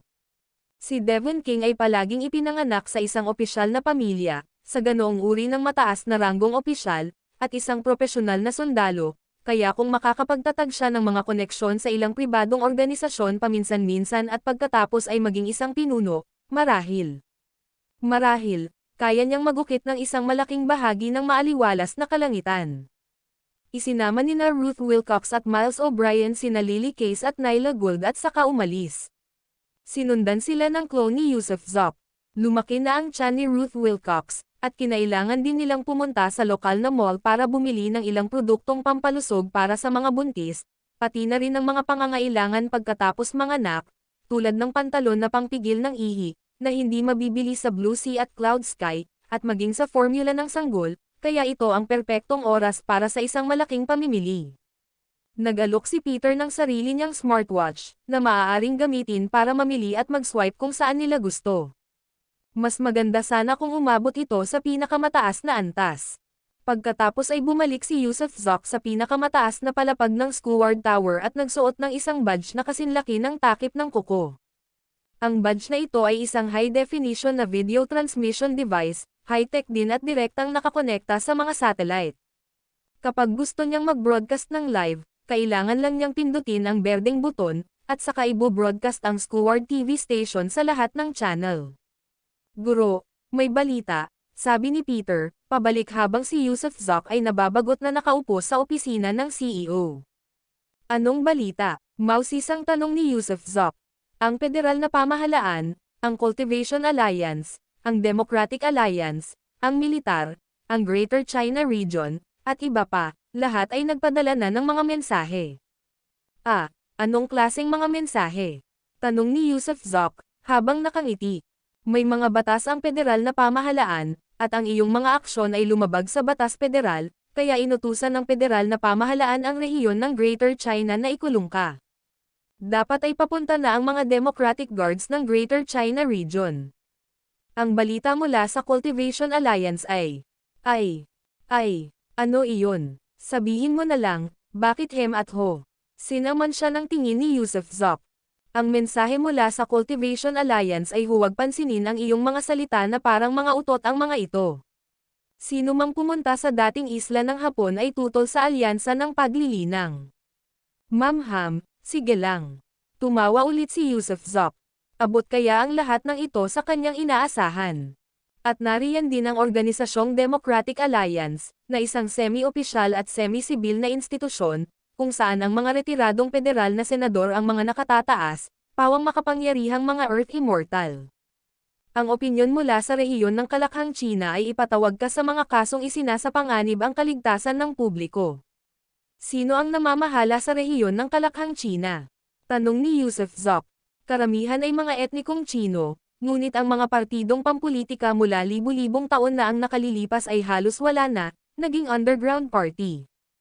Ang partido sa ilalim ng yuta ang siyang may pinakamalaking ingay tungkol sa pagpapanumbalik ng bansa. Sandali na nawalan ng malay si Yusuf Zoc. Tama, yung matandang lalaking pinakawalan mo dati, yung tumawag sa iyo na master, siya na ngayon ang numero 1 sa federal na pulang listahan ng mga wanted. Nakapatay na siya dati ng 11 Earth Immortals at binalatan pa niya ang mga ito. May nag-record ng video, kaya marami na ngayon ang naghahanap sa kanya. Siya, hindi naman siya mapapahamak, di ba? Mabuti pang mamatay. Inikat ni Yusuf Zoc ang kanyang mga mata. Ang mga pagpatay kay Rafael Case lamang ang ikinabahala niya. Pumapatay ka kung kailangan, pero bakit mo sila babalatan? Ding dong. Habang kausap ni Yusuf Zoc si Pierce, biglang tumunog ang doorbell sa malaking opisina. Isang totoong larawan ng isang magandang babae ang lumitaw sa dingding. Pangulo, dumating na po sa baba ang Democratic Guard ng Greater China Region. Nandito sila para arestuhin. Pag-aresto, Yusuf Zoc. Huwag mo silang papasukin sa headquarters. Kung pipilitin nilang pumasok, itaboy mo sila ng malakas. Malamig na sabi ni Pierce. Teka, anong lakas ang ilabas mo? Pakiusap, umakyat sila, natatawang sabi ni Yusuf Zoc. Total, may ilang oras pa bago matapos ang 24 na oras. Malaya ako ngayon, tingnan natin kung paano nila ako pakikitunguhan. Oo. Tumanggo si Pierce sa projection screen, hayaan mo silang umakyat. Tumunog ang projection screen, at ilang sandali pa, may kumatok sa pinto ng opisina. Pagkatapos, pinangunahan ng dating kalihim ang 6 na nakaunipormeng Democratic Guards, na armado ng mga baril at espada, papasok sa opisina. Ang mga Democratic Guard, kung tutuusin, ay mga pulis lamang, na nagpoprotekta sa demokrasya at sa mga tao na iisa ang ibig sabihin. Sumulyap si Yusuf Zoc sa 6 na tao at napagtanto na silang lahat ay mga 12-level Earth Immortal. Tila seryosong pinagtuunan ng pansin ng federasyon at ng rehiyon ng Kalakhang China ang bigla niyang paglitaw, kaya nagpadala sila ng mga makapangyarihang individual. Ginoo, Yusuf Zoc, narito ang aming mga kredensyal, at ito ang warrant of arrest para sa iyo. May karapatan kang manahimik, anumang sabihin mo ay maaari at gagamitin bilang ebidensya sa korte, kaya mula ngayon, sumama ka sa amin. Sabi ng pinuno ng pangkat, ang kanyang mukha ay kasing lamig ng yelo at may pilat, mas mukhang miyembro ng gang kaysa sa isang gwardya ng bayan, na may partikular na mabangis na kilos. Kumurap si Pierce ngunit nanatiling tahimik, habang si Yusuf Zoc ay tumayo ng nakangiti at nagsabing, kung gayon, tara na. Isuot mo ang posas. Sa isang pagkaway mula sa pinuno, may biglang naglabas ng posas at kumilos para ay patong ang mga ito sa mga palso ni Yusuf Zoc. Kakaiba ang mga posas, naglalabas ang mga ito ng pabago-bagong enerhiya, at maging si Yusuf Zoc ay hindi matukoy kung anong materyal ang mga ito. Guro, mag-ingat kayo, ito ay mga banal na kadena, kapag nataman na, tatalian nila ang lahat ng banal na kapangyarihan. Sigaw ni Pierce sa takot. Ayos lang, ngumiti si Yusuf Zoc at iniunat ang kanyang mga kamay, at pumikit ang posas sa kanyang mga palso. Isang pagbabago-bago ng enerhiya ang dumaloy sa kanyang katawan ng 3 beses, na parang 3 formasayon ang ipinataw. Maingat itong dinaman ni Yusuf Zoc, at tila totoo nga iyon. Ang mga posas na ito, kung ilalagay sa isang 12-level Earth Immortal, ay malamang naganap silang matatali. Tara na, tila nakahinga ng maluwag ang pinuno ng pangkat, na parang inaasahan niya ang isang malaking labanan ngunit natapos niya ang gawain ng madali. Habang sinusundan ni Yusuf Zoc ang mga gwardya pababa, may libu-libong reporter sa labas, kasunod ang hindi mabilang na mga flash ng kamera, na sinundan ng mga live na broadcast. Ang tagapagtatag ng Skyward Investment, isang sinaunang tao na naglakbay ng 4,000 taon at bumalik, ay naaresto at ngayon ay nasa kamay ng Democratic Guard. Mayroon kaming mga larawan at katotohanan. Naaresto si Yusuf Zoc, ang kanyang baliw na retorika ang siyang dahilan ng kanyang pagbagsak, haharapin na niya ngayon ang paghatol ng mga tao, at ipapako sa haligi ng kahihiyan ng tao. Naaresto si Yusuf Zoc, ang bilis ng paglutas ng mga problema ng federasyon ay walang katulad, sino mang humamon sa awtoridad ng federasyon ay hindi makakamit ang mabuting wakas. Maaaring hindi maintindihan ng primitibong lalaking ito ang sitwasyon, nagyabang siya ng husto at ngayon ay naaresto, ang pinakamalaking biro ng bagong siglo, ngunit ngayon ay hindi araw ng mga baliw. Kuwait, Kuwait. Bawat outlet ng media ay may headline sa unang pahina, isinulat para mapuko ang atensyon, at pagkatapos ay ipinalalabas ng live. Ang tagapagtatag ng Skyward, na inaresto ilang sandali matapos ang pagsasahimpapawid, ay nagparamdam sa buong eksena na partikular na katawa-tawa at katawa-tawa. Haji Jack, bigla, habang inilalayo na si Yusuf Zoc at hindi pa nakakaalis ang mga reporter, isang kakaibang tawa ang umalangaw-ngaw mula sa langit. Pagkatapos ay lumitaw ang pinaka-wanted na kriminal ng Federation, isang tuyot, maruming matandang lalaki, napakapangit, at medyo gaskasen. Hayagan siyang lumapit sa mga reporter, naaresto na siya, at ngayon ako naman. Patuloy na binibilang pababa ang kanyang 24 na oras na deadline. Hintayin mo ako sa loob ng 24 na oras, oh. Pinagmasdan pa ng tampalasan ang sarili sa ilalim ng lahat ng kamera, na nagmumukhang mayabang. Ang video na ito ay edited by Urban Storytelling. Kabanata 1167 Bilangguan Federal bilang 1 pumasok si Yusuf Zoc sa maliit na barkong pandigma at agad na piniringan gamit ang isang espesyal na hood, na naglalabas din ng mga pagbabago-bago ng enerhiya upang harangan ang Divine Sense, ngunit wala itong silbi laban sa kanya. Pagkatapos ay naglayag ang maliit na barkong pandigma sa kawalan, at pagkalipas ng ilang minuto, narating nito ang isang sulok ng karagatan. Naalala ni Yusuf na ang lugar na ito sa dagat ay dapat na ang Bermuda Triangle, kung saan maraming mga ferry at eroplano ang misteryosong nawala habang lumilipad sa ibabaw ng lugar. Dahan-daang bumaba ang maliit na barkong pandigma at pagkatapos ay sumisid sa tubig, mabilis na lumulubog sa agos. Ilang sandali pa, ang maliit na barkong pandigma ay pumasok sa isang black hole sa ilalim ng karagatan. Whoosh! Pagkalipas ng halos 10 segundo, isang espesyal na espasyo ang lumitaw, isa pala itong isla na napapalibutan ng mga luma at inabandonang barko at mga sasakyang pangkalawakan sa baybayin, at tila wala ang isla sa daigdig, dahil hindi mahanap ni Yusuf ang daigdig nang iunat niya ang kanyang telekinesis. Ang isla ay napapalibutan ng isang bakod na metal, na, tulad ng isang hola, ay bumabalot sa buong isla at nakuryente, paminsan-minsan ay kumikislap na may mga arko ng kuryente. Matapos dumaan sa ilang security gate, pumasok ang maliit na barkong pandigma sa hola, kung saan sa loob, ay may daan-daang bilanggo na nakaupo, nakatingala sa langit. Nang makita nilang dinala si Yusuf, mausisa nila itong tiningnan. Maghintay kayo rito para sa inyong pagtawag, sabi ng mga bilanggo na nagbabantay sa kanya habang papaalis sila, hindi pa tinatanggal ang kanyang hood at posas. Yuyo, sino ito? Hey, hintayin mo ang summon. 1,000 taon na ako rito, bakit walang tumawag sa akin? Susmariosep na federasyon, mga mapagkunwaring politiko. Kapag nakaalis tayo, tiyak na ibabagsak natin ang inyong federasyon. Bata, halika rito, maglakad ka rito, halika dilaan mo ang daliri ko. Ha ha ha, lahat ng nasa hola ay humagalpak sa tawa, nagbitaw ng mga malalaswang salita o minumura ang federal na pamahalaan. Samantala, si Yusuf ay nakatitig lamang ng matalim sa mga nag-escort sa kanya. Sumakay sila sa maliit na barkong pandigma at tumalon sa kawalan, pagkatapos ay binasag ang kalawakan at umalis. Habang sila'y naglalakbay sa kalawakan, nakita ni Yusuf ang naglalakihang mga bituin. Sa isang iglap, kumawala si Yusuf sa kanyang posas, dahan-daang tinanggal ang kanyang hood, at sinuri ang daan-daang tao sa loob ng hola. Ang mga taong ito ay pawang may mga antas ng cultivation, na mahigit 200 ay mga second-level Earth Immortal at maging ang ilang pangunahing demonyo sa sulok na may bilang na humigit kumulang 12. Habang tumitingin siya sa iba, namangha rin silang nakatingin sa kanya, dahil ang kanyang pagtanggal sa poses ay nakakatakot, iyon ay mga Federation Restraint Poses, na hindi kayang tanggalin ni Newman nang walang espesyal na susi, lalo na't mabasag. Pero, sinira niya ang mga ito. Biglang tumahimik ang hola, at ang ilang malalaking demonyong nagmumuni-muni sa sulok ay nanlaki ang kanilang mga mata dahil sa pagtataka. Iginalaw ni Yusef ang kanyang mga paa at kamay at ngumiti, may makapagsasabi ba sa akin kung nasaan ito? Federal na bilangguan numero 1.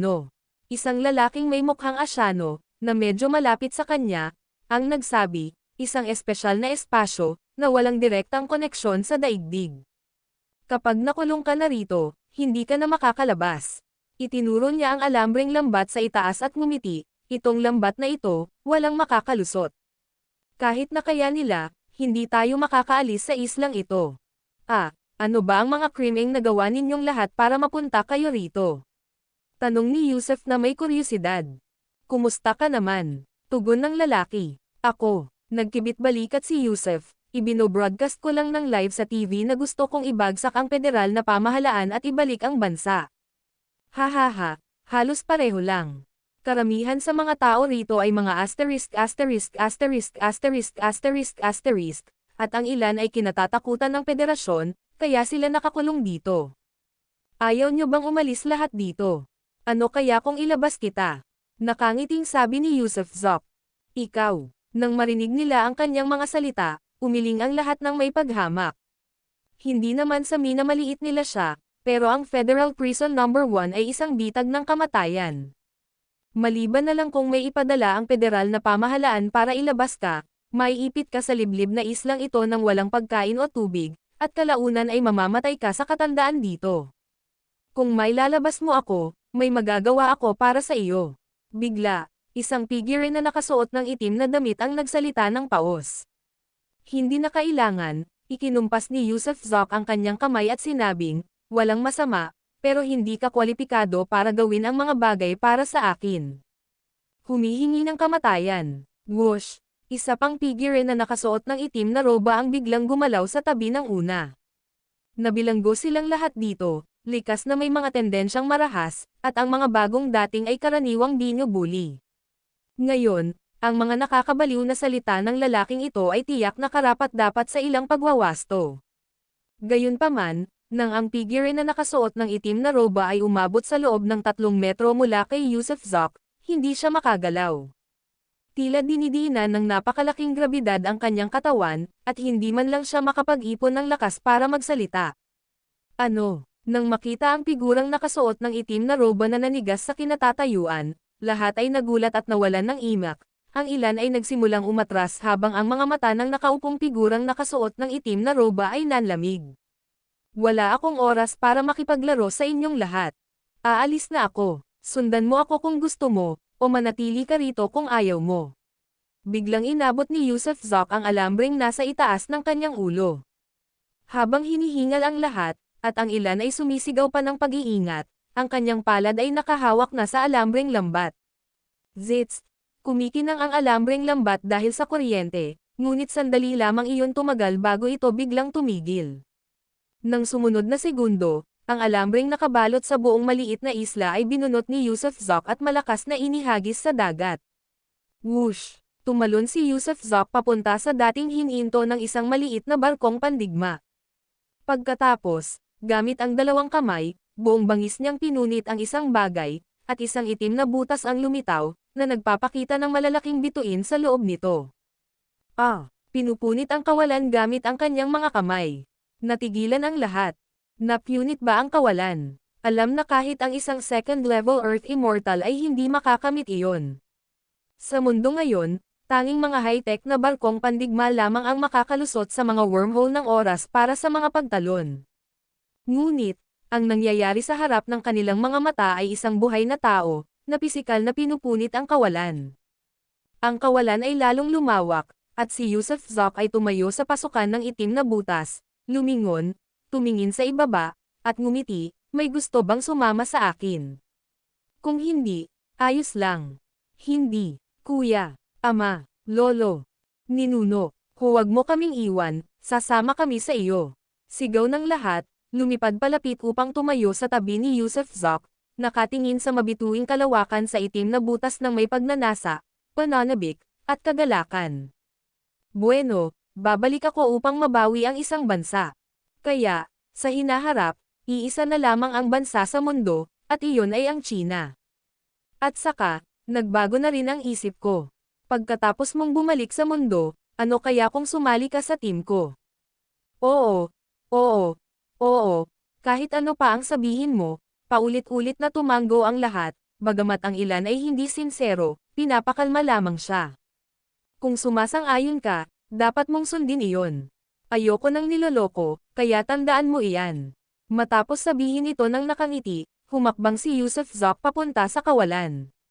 Whoosh, whoosh, whoosh, sunod-sunod ang sumunod na mga tao, at agad na nagsitakbuhan palabas. Ito ang kalawakan, naroon ang buwan, at naroon ang araw ng daigdig, haha, sa wakas ay makakauwi na tayo. Tahanan, tahanan, siya nga pala, may isa pang bagay. Inutusan ko na dati ang lahat ng Earth Immortals sa Earth na pumunta sa dating isla ng Japan sa loob ng 24 na oras. Pagbalik mo, siguraduhin mong pupunta ka rin doon.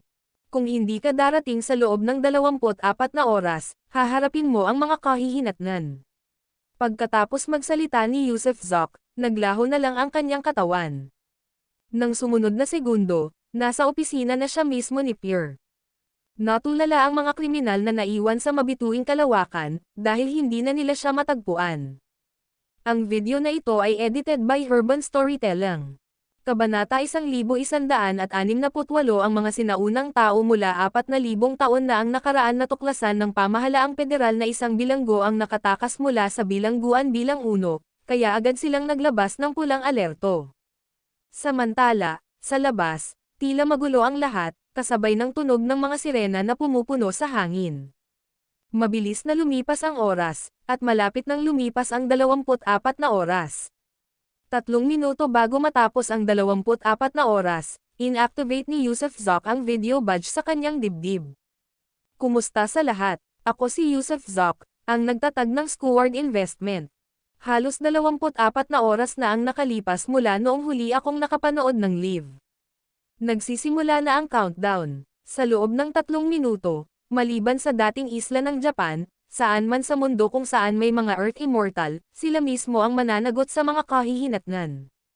Hindi ito biro, kaya, ikaw man ay isang first grade Earth Immortal o isang 12th grade Earth Immortal, makabubuting makarating ka sa dating Japan Island sa loob ng 3 minuto. Sige, simulan na natin ang countdown. Isasama ko rin kayo sa paglilibot sa aming magagandang tanawin. Binuksan ni Yusuf Zok ang video, na ipinalabas sa lahat ng channel, na nagbigay daan sa halos lahat ng tao sa mundo na makita ang eksenang nakadisplay sa kanyang dibdib at sa napakarangyang opisina. Gumalaw ang video habang tila palabas ng kanyang opisina si Yusuf, pagkatapos ay nakita niya ang mga kalye na may mga nagliliparan na sasakyan kung saan-saan, at mga police cruiser at barkong pandigma na nakakalat sa paligid. Tingnan mo, ang taong iyon dyan ay isang Earth Immortal, at hindi pa siya nakakapunta sa Japan Island. Sabi ng boses ni Yusuf Zok. At, tila ang mga tao sa mga sasakyan ng pulis ay mga Earth Immortal din, at hindi rin sila nakapunta sa dating isla ng Japan. Maraming tao sa lupa na mga Earth Immortal din, at hindi pa rin sila nakakaalis. Mukhang biro lang ang ginawa nila, haha. Habang nakangiting nagsasalita si Yusuf Zok, ang eksena ay ipinakita rin sa maraming malalaking screen sa mga plaza sa buong mundo, na nagpapakita ng malawak na saklaw ng Skyward TV station. Tapos na ang 3 minuto, ang bilis naman. Habang nagsasalita si Yusuf, natapos na ang 3 minuto, ibig sabihin ay dumating na ang itinakda niyang 24 na oras. Kuryoso ba kayong lahat kung ano ang susunod kong gagawin? Ano nga ba ang eksaktong kahulugan ng pagtitiis sa mga kahihinatnan nito? Ngayon, magsisimula na. Natukoy ko sa pamamagitan ng aking banal na pananaw na maraming 12th grade Earth Immortals sa isang napakalaking isla sa karagatang Pasipiko. Simulan natin sa pagpunta doon. Kasabay ng isang tunog ng swoosh, biglang nagbago ang perspektibo ng video, at sa isang iglap, direktang napunta ang tanawin sa isang malaking isla sa karagatang Pasipiko. Sa islang iyon, naroon ang mga kabundukang immortal, at sa mga bundok, mayroong isang malaking steel na may nakaukit na mga salitang Cultivation Alliance. Kaya, ang Cultivation Alliance, perpekto yan. Sisimulan natin sa inyo, nakangiting sabi ni Yusef, manood kayong lahat ng mabuti, ito ang may kaakibat na kahihinatnan. Habang nagsasalita siya, isang napakalaking kamay ang lumitaw sa video, tila bumabalot sa buong maliit na isla. Sa gitna ng Immortal Mountains sa isla, ilang figure, na may hawak na mga espada, kutsilyo, at baril, ang sumugod patungo sa napakalaking kamay. Gayunpaman, habang dumadaloy pababa ang higanteng kamay, lahat ng mga tumalon palabas ay agad na nalipol ng kamay, nagkapira-piraso. Pagkatapos, sa pamamagitan ng live video feed, nakita ng lahat sa buong mundo ang maraming supreme figures at 12th grade Earth Immortals sa ibabaw ng Immortal Mountains, nagpapanik, nagtatalon-talon at sumisigaw sa takot. Kasabay ng pagtama ng palad, lumipad ang alikabok, at ang isla ay napatag, pagkatapos, nagkaroon ng mga pagguho ng lupa at mga bitek, at sa isang iglap, nawala ang buong maliit na isla mula sa live broadcast. Dumagsa ang malalakas na alon, at umihip ang mahinang simoy ng hangin, ngunit ang lahat ay naglaho. Isa sa pinakamakapangyarihang organisasyon sa mundo, ang punong himpilan ng Cultivation Alliance, kasama ang hindi mabilang nitong mga higanti, ay binura at naglaho na. Iyon ay ang pag-akol ng responsibilidad para sa iyong mga aksyon. Sunod, narinig kong nariyan ang Democratic Alliance. Pagkatapos ng Democratic Alliance, ito na ang magiging federal headquarters, at pagkatapos niyan, sisimulan ko ng manghuli ng iba pang mga palaboy pa rin sa mga lansangan, sabi ni Yusef, at nang muling magbago ang sitwasyon, lumitaw ang Hilagang Amerika.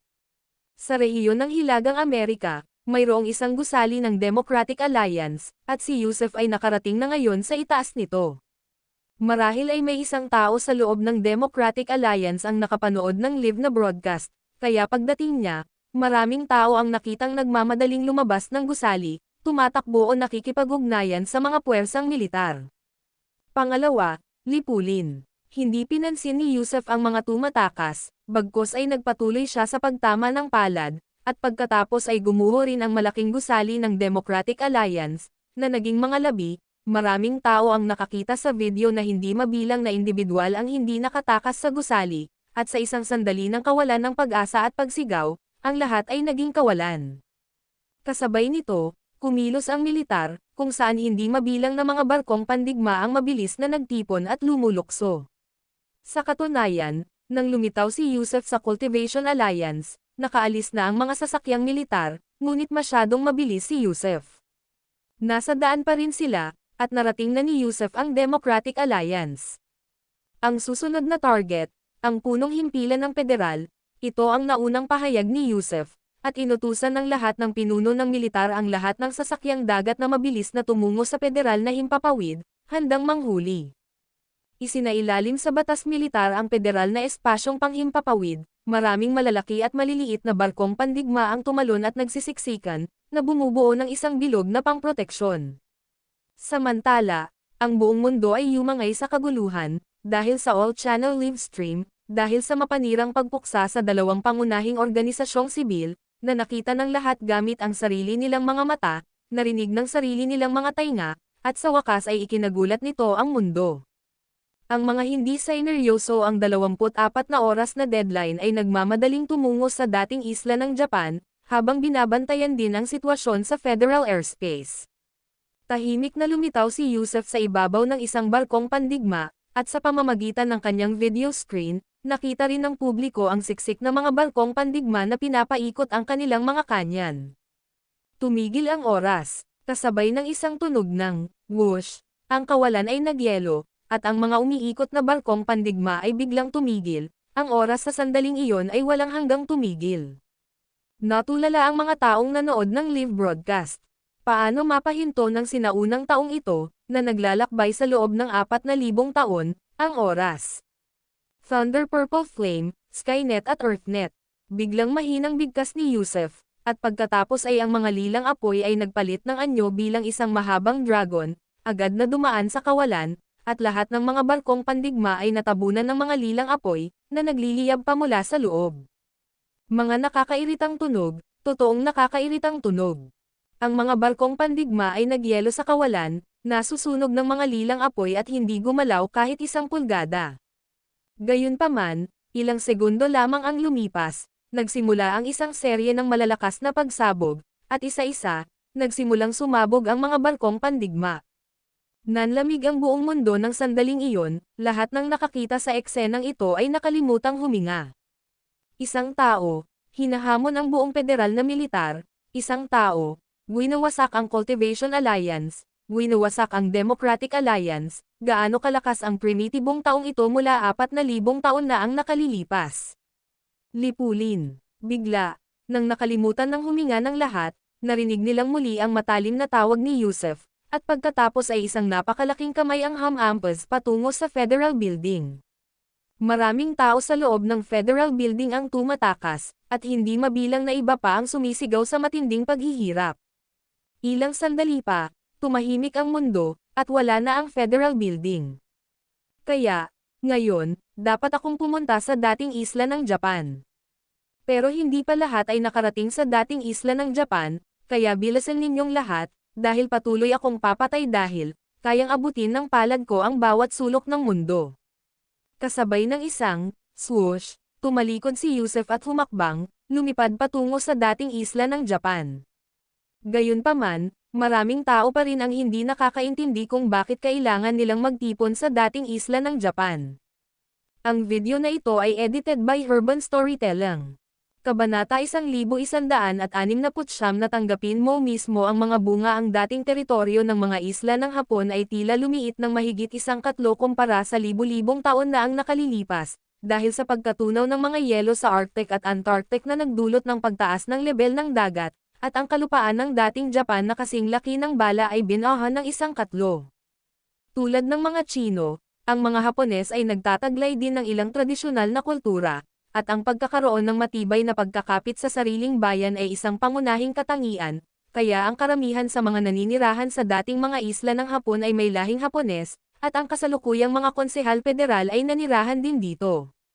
Marahil dahil sa mababang populasyon at sa napakabilis na pag-unlad ng ekonomiya, nahalata ni Yusef Zoc na napakataas ng antas ng pamumuhay dito. Pagdating ni Yusef Zoc, maraming Earth Immortals na ang nagtipon sa isla, mula unang antas hanggang 12 antas, at marami pa ang dumarating. Pagkatapos magtipon, hindi alam ng mga taong ito kung saan magtitipon, kaya tumayo sila sa ibabaw ng mga skyscraper, nag-uusap tungkol sa nangyari, nanunood din sila ng live na broadcast ng isang video mula 4,000 taon na ang nakalilipas. Tama, nagpatuloy sa live stream si Yusef Zoc at hindi niya pinatay ang signal ng video, kaya nang marating niya ang dating mga isla ng Hapon, maraming tao ang nakakita sa kanyang lokasyon mula sa screen. Ito ang lokasyon ng bundok Fuji. Ang bundok Fuji na ito ay isang aktibong bulkan na madalas sumabog, bagamat 3 hanggang 4,000 taon na ang lumipas, naroon pa rin ang bundok Fuji, dahil maaaring matuyo ang mga bukal, ngunit hindi ang mga bulkan. Narating ni Yusef Zoc ang tuktok ng bundok Fuji at pagkatapos ay nagpatuloy sa pag-live stream, na nagsasabing, magtipon-tipon ang lahat sa tuktok ng bundok Fuji. Yung mga hindi pumunta, gusto nyo bang mamatay? Whoosh whoosh whoosh. Matapos ang mga kislap ng liwanag, sunod-sunod na nagtipon ang mga Earth Immortal patungo sa bundok Fuji. Kasabay nito, nakaunat ang kamay ng kataas-taasang langit ni Yusef Zoc kasama ng video probe, dahil mayroon pa ring ilan na malinaw na nakatanggap ng utos na magtipon ngunit nanatiling walang pakialam.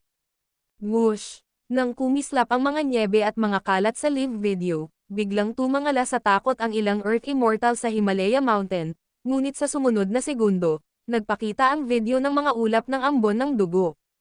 Napatay na ang mga Earth Immortal sa Himalaya Mountain. Hindi. Ang eksenang iyan ay malinaw na ang mga piramide ng Ehipto. Hindi. Ito ang basin ng Amazon. Ito ang Sahara. Ito ang Arctic. Diyos ko, paano ito posible?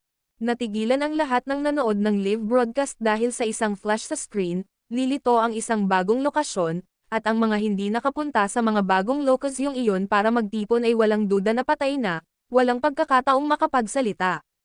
Nagpatuloy ang video, at maging ang punong himpilan ng militar ng federal ay ipinalabas, ang buong compound ay dinurog sa ilalim ng isang palad, lumubog ng walang nakakaalam kung gaano kalalim, na ginagawang patag na pancake ang lahat ng mga general at sundalo sa loob.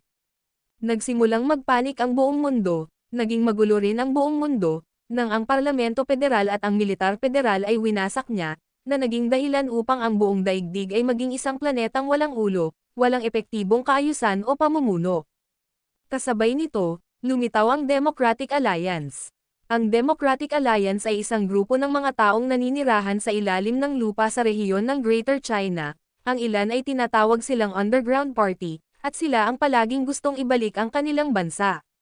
Sa katunayan, pinilit ng Democratic Alliance na putulin ang orihinal na signal ng video, pagkatapos ay nagpatuloy din sa pag-broadcast sa lahat ng channel, kung saan maraming tao ang lumabas sa video, ngunit ang nakaupo sa unahan ay isang lalaking nasa katanghaliang gulang. Kumusta sa lahat? Ako si Devon King. Mula ngayon, kami na ang Democratic Alliance ang sasakupan ang mundo, at hinihiling namin sa militar na makipag-ugnayan sa amin sa loob ng 3 oras. Dapat agad na makipag-ugnayan sa amin ang lahat ng sundalong pang-combat at pang-supply, at kung walang makontak sa loob ng 3 oras, kayo ang mananagot sa mga kahihinatnan nito. Siya nga pala, si Mr. Si Yusuf Zoc ay nagbibigay sa amin ng suportang militar. Whoosh! Bumalik ang video sa pananaw ni Yusuf Zoc, at pagkatapos ay lumabas sa lahat ng channel ang sitwasyon sa tuktok ng Mount Fuji, habang parami ng parami ang mga ilaw na lumilipad at dumating. Hindi magtatagal at makakaikot sa daigdig ang isang Earth Immortal, kaya patuloy na dumarami ang mga tao. Gayunpaman, habang nagtitipon ang lahat, nakita rin nila na ang primitive person ay patuloy na inaabot ang kawalan gamit ang kanyang palad, sa napakabilis na bilis, at sa bawat pagunat ng kanyang kamay, ang mga relo sa kanilang mga pulso ay nagpapakita ng pagkamatay ng isang Earth Immortal pagkatapos ng isa pa. Sa loob ng 1 oras, tila napagod na si Yusuf Zoc sa pagpatay, at nang halos makumplito na ang pagpatay, sa wakas ay tumigil na siya. Pagkatapos ay malamig niyang tinitigan ang siksik na karamihan na nagtitipon sa paanan ng bundok Fuji. Walang narinig ni isang ingay, literal na katahimikan, habang ang bilang ng mga Earth Immortal sa Earth ay umabot sa 10,000. Ngunit, sa sandaling ito, wala ni isa sa kanila ang nangahas na huminga ng napakalakas. Nakangiting humakbang si Yusuf Zoc sa kawalan at bumaba, huminto ng 10 metro ang layo mula sa lahat bago nagtanong, nakakatakot ba ako sa iyo? Sa tingin mo ba kulang ako sa pagkatao? Natatakot ka na ba ngayon? Hinahulaan mo ba kung ano ang susunod kong gagawin? Nakikita mo ba ako bilang isang sinaunang baliw? Kung iyan ang iniisip mo, tama ka. Tumawa si Yusuf Zoc, isa nga akong baliw, isang baliw na walang pagkatao. At mas lalo akong mababaliw. Maaaring hindi mabilang ang mga taong susumpa sa akin, hindi mabilang ang mga nag-iisip na hindi ako karapat-dapat tawaging tao, ngunit ipagpapatuloy ko pa rin ang aking kabaliwan. Kaya, makinig kayong mabuti, lahat kayo, simula ngayon, gusto kong pumunta kayo at pumatay. Malamig at nagyayelo ang boses ni Yusuf Zoc, mga Hapones na cultivator, Earth Immortals man sila o monghe, patayin silang lahat. Ano? Agad na nagulat ang karamihan. Ang primitibong lalaking ito ay determinadong gumawa ng etnikong pagpatay laban sa mga Hapones, partikular na ang pag-target sa mga magsasaka. Maaari mong piliing baliwalain ang utos ko, ngunit ikaw ang mananagot sa mga kahihinatnan.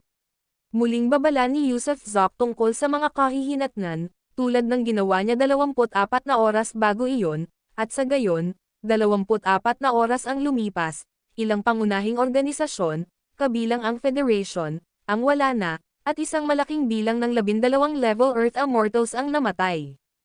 At ngayon, nagbibigay siya ng parehong babala. Nababaliw na talaga siya. Napagpasyahan ng lahat na ang nagtatag ng Heavenly East ay isang tunay na baliw, dahil ang kanyang mga kilos ay talagang walang anumang moralidad. Tama, isa pang bagay, mula sa sandaling ito, ang isa ay tanging ang umalis sa islang ito lamang ang pinapayagan, hindi ang pumasok. Pinapayuhan ko rin ang mga residente o manlalakbay sa islang ito na lumikas sa lalong madaling panahon. Pagkasabi nito, naglaho na lamang si Yusuf Zoc, Naiwan ang kanyang mga huling salita na maaaring interpretahin pa. Patayin. Bigla. Pagkatalikod at pagkawala ni Yusuf Zok, isang malakas na sigaw ang umalangaw mula sa karamihan, at pagkatapos ay isang Earth Immortal ang sinaksak sa likod gamit ang isang kutsilyo at agad na napatay. Ang taong ito ay isang Hapones na magsasaka. Tama, pasanin ang kahihinatnan, pumatay, pumatay, pumatay. Nagising ang ilan sa mga Earth Immortal. Sinabi na ng sinaunang tao na sila ang mananagot sa mga kahihinatnan, kaya kung hindi sila papatay, o kung iisipin nilang maghanap ng tahimik na lugar na mapagtataguan, malamang na sila talaga ang mananagot sa mga kahihinatnan. Hindi ba nila nakita na kayang abutin ng kamay niya ang bawat sulok ng mundo? Hindi ba nila nakita ang mga nawawalang Earth Immortal na pinatay niya? Hindi ba nila nakita ang pagkawala ng militar at punong himpilan ng federasyon? Hindi ba't nakita na nila ang parehong paglahon ng Cultivation Alliance at ng Democratic Alliance? Kaya, sino sa mundo ang maglalakas loob na kalabanan siya? Kung hindi nila pakikinggan ang kanyang mga salita, marahil, hindi, tiyak na mamamatay sila. Marami sa mga Earth Immortal ay may lahing Hapones, kaya pagkaalis ni Yusuf Zok, isang santukan ang sumiklab. Sa totoo lang, marami sa mundo ang namumuhi sa lahing Hapones, isang lahing itinuturing na marumi, kasuklam-suklam, kasuklam-suklam, at walang kahihiyan, kaya patayin ninyo, hayaan ninyo silang patayin. Kasabay nito, nakaranas ng lindol ang bundok Fuji, at pagkatapos ay ang bulkan, na natutulog sa loob ng maraming siglo, ay sumabog na parang isang bukal, nagbuga ng lava na parang isang pagsabog nuclear, na bumubuo ng ulap na kabute sa kalangitan habang ang masa ng magma ay nagdadala ng nagliliyab na tunay na apoy ng puso ng daigdig at nagsimulang dumaloy. Tunay nga, ang magma ay naglalaman ng Earth Heart True Flame. Ang katumbas na divine skill ay pinangalan ng Infinite Burning, at nilayon ni Yusuf Zok na hayaang kumalat ang apoy na ito sa buong isla ng Japan, upang magliyab ng walang katapusan. Ang video na ito ay edited by Urban Storytelling. Kabanata 1170 ang pagdating ni Yusuf pagkalipas ng 7 araw, tuluyan ng nabalot ng magma at apoy mula sa pagsabog ng bulkang Fuji ang Japan. Noong simula, tinangka ng publiko at mga lokal na opisyal na apulain ang mga sunog. Gayunpaman, natuklasan nila agad na ang apoy ay hindi maaaring patayin gamit ang tubig o ibaon sa lupa, at maaari pa nga itong masunog sa ibabaw ng tubig. Bukod dito, napakabilis ng pagkalat ng apoy. Ang apoy ay nagliyab ng matindi sa loob ng 7 araw at 7 gabi, at pagkatapos ng panahong iyon, wala nang natitirang buhay sa mga isla ng Hapon. Maging ang mga gusali ay naging mga sunog na durog na bato. Kung titingnan mula sa mga imahe ng satellite, ang lugar ay isa lamang napakadilim na lupain. Tungkol naman sa bilang ng mga namatay, imposibleng mabilang. Bagamat maraming tao ang lumikas mula sa kanilang mga tahanan, nakaranas sila ng mga tsunami sa dagat at mga bagyong may kidlat sa himpapawid, bukod sa iba pang mga kalamidad. Sa makatuwid, ang sakunang ito na nasa antas ng pagkalipol ay nagdulot ng panginginig sa mga tao sa buong mundo. Siyempre, naniniwala ang ilan na kagagawan ito ng sinaunang tao, si Yusuf Zok, ngunit pinabulaanan ng iba na kahit na si Yusuf Zok ay isang Diyos, makokontrol ba niya ang nagngangalit na impyerno, ang mga tsunami, o ang kidlat? Sa makatuwid, itinuring na ang mga taong may lahing Hapones ang nagtamo ng puot ng kalangitan, ang daw ng langit ang nagpaparusa sa kanila. Pagkalipas ng 7 araw, sina Devon King, kasama sina Luciano, Alfredo Mestipon, at iba pa, ay ganap na nakontrol ang militar. Dating sundalo si Devon King at pagkatapos ay nag-recruit ng ilang mahuhusay na panatiko mula sa mga organisasyong lihim. Ang militar ay walang kondisyong tinanggap niya. Kasunod nito, kinontrol ni Devon King ang media at nangaral araw-araw tungkol sa restorasyon, tungkol sa China, tungkol sa iisang partido na namumuno at namumuno sa mundo. Pagkatapos ng kalahating buwan ng paghahanda, propaganda, at pananakop militar, naitatag ang bagong estado. Binuhay din niya ang mga pamamaraan ng pamamahala mula sa libu-libong taon na ang nakalilipas, itinatag ang isang kongresong bayan at isang komperensyang konsultatibo sa politika. Ang mga delegado ng People's Congress, hindi na kailangang sabihin, ay pawang masugid na mga restorationist, habang ang mga miyembro ng Political Consultative Conference ay, katawa-tawa, pawang mga Earth Immortal, mula antas 1 hanggang 12. Hindi na pinansin ni Yusuf Zoc ang bagay na ito at hinayaan na lang si Devon King at ang mga kasama nito na gawin ang gusto nila, wala na siyang pakialam doon. Gayunpaman, narinig niya na nagsasaya raw sina Luciano, Dream Morrow, Alfredo Mestipon, at iba pa. Sila ay mga miyembro ng unang puwersa ng security guard ng Bagong China, na naglalakbay sa buong mundo upang lipulin ang mga sumasalungat sa kanila. Siya nga pala, sumali rin si Rafael Case, at ilang beses na lumabas sa TV ang kupol na ito, hayagang hinahamon ang sinumang manggahas na kumalaban sa kanila. Tumayo ka kung hindi ka susunod, at lilipulin ko ang lahi mo. Hindi ka naniniwala sa akin. Subukan mo lang. Kaya, isang pansamantalang kapayapaan ang lumitaw sa ilalim ng pang-aapi ng karahasan. Alam ng lahat na napakahirap baguhin ang isang kaisipang nakaugat na sa loob ng libu-libong taon. Sa kabila ng pagkakatatag ng bagong bansa at ng tila katahimikan, mayroong, sa ilalim ng ibabaw, isang umuugong na agos na maaaring sumiklab na mauwi sa isang malawakang pag-aalsa anumang oras. Nagpasya si Ruth Wilcox na huwag umalis. Gusto niyang ipanganak ang kanyang anak sa mundo, sa kanyang tinubo ang bayan, kaya lumipat siya sa Pierre Manor. Isinama rin ni Pierre ang pinakamahusay na medical team, na naka-duty 24 na oras sa isang araw, bilang paghahanda sa pagdating ng bagong buhay. Pagkatapos ng maikling pagpapakita, tuluyan nang nawala si Yusuf Zoc sa paningin ng publiko. Hindi siya nakibahagi sa pagtatatag ng bansa at ginugol ang kanyang mga araw sa pagsama sa mga kababaihan ng Manor, naghihintay sa pagsilang ng isang bagong buhay. Sa katunayan, hiniling din niya na sanay sa kanyang bayan ang kanyang unang anak, sa kanyang mundo, at kaya wala rin siyang planong umalis. Kuwait, pagkalipas ng 2 buwan, ang kapaligiran sa loob ng Pierre Manor ay naging lubhang tensyonado. Maraming anghel na nakaputi ang naglalabas-masok, abala sa kanilang mga tungkulin, habang sa labas ng Manor, si Yusuf Zoc ay walang humpay na naglalakad. Sina Luciano, Dream Morrow, Alfredo Mestipon, at iba pa, na karaniwang namamatay tao, ay nagbakasyon din para magtipon sa labas ng villa. Maging si Devon King, na namamahala sa napakaraming gawain, ay dumating na. Sa loob ng Maringal na villa, sina Lily Case, Louis Garrett, at iba pa ay sabik ding naghihintay. Ama, boss, ano ang ikinababahala mo? Ang isyu ngayon ay, kailangan mong pumili ng pangalan para sa bata. Sa pagtatangkang ilihis ang atensyon ni Yusuf Zoc mula sa kanyang kaba, nilapitan siya ni Miles O'Brien na may mapang asar ng ngiti. Tama, kailangan mong pumili ng pangalan. Lalaki yan, di ba? Ano kaya kung bigyan ka namin ng ilang mungkahi?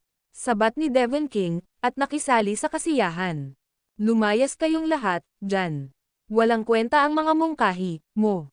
Isang grupo ng mga lalaking mababait na amoy dugo, lumayo kayo hanggat maaari, huwag ninyong takutin ang anak ko. Saway ni Yusuf Zoc nang walang paligoy-ligoy. Paf, sino ang duguan? Sinong tinatawag mong duguan? Umikot ang mga mata ng lahat. Pagdating sa pagiging duguan, si Yusuf Zoc, ang matandang demonyo, ang siyang sukdulang Verdugo. Maaaring hindi alam ng iba ang tungkol sa mga lindol at pagsabog ng bulkan sa Bulkang Fuji, ang kidlat sa kalangitan, o ang mga tsunami sa dagat, ngunit alam na alam nila ang lahat. Muntik nang lipulin ni Yusuf Zoc ang lahing Hapones, at iyon ay tunay na madyugo. Nababaliw na ako, okay. Ang saya ko na ngayon. Pag-amin ni Yusuf Zoc kasabay ng isang alang-inang tawa.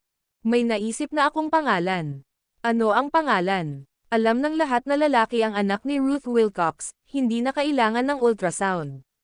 Buong pagmamalaking ngumiti si Yusuf Zoc, Hugh Zoc ang pangalan. Napabuntong hininga ako, bakit hindi mo siya tawaging Big Bird? Maaari ring gamitin ang Big Chicken. At sinasabi mong kami ang mga bastos. Mas bastos ka pa sa aming lahat. Binigyan siya ng lahat ng mapang asar na tingin. Hindi ba't magandang pangalan ang Hugh? Hinawakan ni Yusuf ang ilong niya at sinabing, kung manggahas kang pangalanan siya niyan, maniniwala ka ba kay MS? Kakalmutin ka ni Wilcox hanggang mamatay. Totoo iyan, tiyak na hindi siya papayag. Natatawang sabi ni Yusuf, alam ng lahat na takot siya kay Ruth Wilcox. Paano kung Paano naman? Paano kung tawagin natin siyang bibig? Biglang nagkaroon ng inspirasyon si Luciano. Sisipain kita hanggang mamatay. Pinabagsak ni Yusef si Luciano gamit ang isang sipa, at muling nagsama-sama ang iba, sinusubukang daijin siya. Tawagan mo siya. Tawagan mo siya. Tawagin mo siyang Dylan. Judson. Julian. Jackie. Habang sinisipa ng lahat si Luciano, hindi tumigil sa pagsasalita, at sunod-sunod na mga pangalan ang lumabas sa kanyang bibig. Tumigil ka na sa kalokohan, tumigil ka na sa kalokohan, nanganak na siya, sakto namang lumabas si Sara ng may tuwa, kuya, nanganak na ang asawa mo, anak, 8 libra at kalahati ang bigat, kumislap ang mga mata niya pagkapanganak pa lang niya. Swoosh, padabog na pumasok si Yusef sa delivery room. Sa loob ng delivery room, sa loob ng isang sterile transparent na silid na gawa sa salamin na pare-pareho ang temperatura, isang bagong silang na sanggol na may malalaki at matingkad na mga mata, na sumisipa at kumakawi ng walang pakundangan, ay tumitingin sa paligid gamit ang dilat at mausisang mga mata. Nang tumingin si Yusef sa ibaba, biglang tumigil ang kulubot na munting sanggol, at saka tumingin sa kanya ng may pagtataka. Tunay ngang may liwanag ang mga mata ng bata, isang espiritu, at masigla, at may napansin pang ang kaunting magulong kapangyarihan si Yusef sa kanya. Gugugu, biglang iginalaw ng bata ang kanyang mga kamay at paa habang humahadjejek. Hahaha, humagalpak ng malakas na tawa si Yusef, puno ng walang kapantay na kagalakan, sa wakas ay ipinanganak na niya ang kanyang panganay na anak na lalaki. Ruth, salamat. Hinawakan ni Yusef ang kamay ni Ruth Wilcox at sinabing, pangalanan natin ang bata, kahit ano ang piliin mo ay ayos lang. Si Ruth, kahit pagod, ay isa pa ring magsasaka kaya sa sandaling ito, siya ang pinakamasaya. Talaga, dapat ko ba siyang pangalanan? Hindi ako edukado. Hindi natapos ang high school, bakit hindi mo gawin? Nahiya si Yusef, si Ruth ay nag-aral sa ibang bansa, ang kanyang mga karanasan sa buhay ay pambihira, kaya tiyak na maganda ang pangalang pipiliin niya. Hindi ako ang padre de pamilya, at ang bata ay hindi nagdadala ng apelyidong Wilcox, kaya bakit ko siya ipapangalan? Sige na, ayos lang ang mga pangalang tulad ng pusa o aso. Sabi ni Ruth na may pilyong ngiti. Anong pusa o aso? Sige, nakapagdesisyon na ako, 2 pangalan, isa ay Hugh, at ang isa ay Callum. Paf! Muntik nang matamba ang lahat ng tao sa silid, anong klaseng mga pangalan to, Big Bull at Big Master? Masasabi ba nila sa bata sa hinaharap, halika rito, guro, kumain ka ng candy? Natatakpan si Ruth ng mga itim na guhit sa noo, bigla niyang napagtanto na maaaring isang pagkakamali ang pagpapapili kay Yusef ng pangalan. Hindi naman ganoon kaganda pakinggan si Callum, sige na nga si Hugh. Magiging kakaiba ang anak ko, ayos na. Matatag na desisyon ni Yusef. Kuwit. Samantala, habang ang silid ay sumasabog sa tawanan at kasayahan, sa pinakadulong bahagi ng kawalan, ilang guhit ng liwanag ang tumawid, diretso sa daigdig.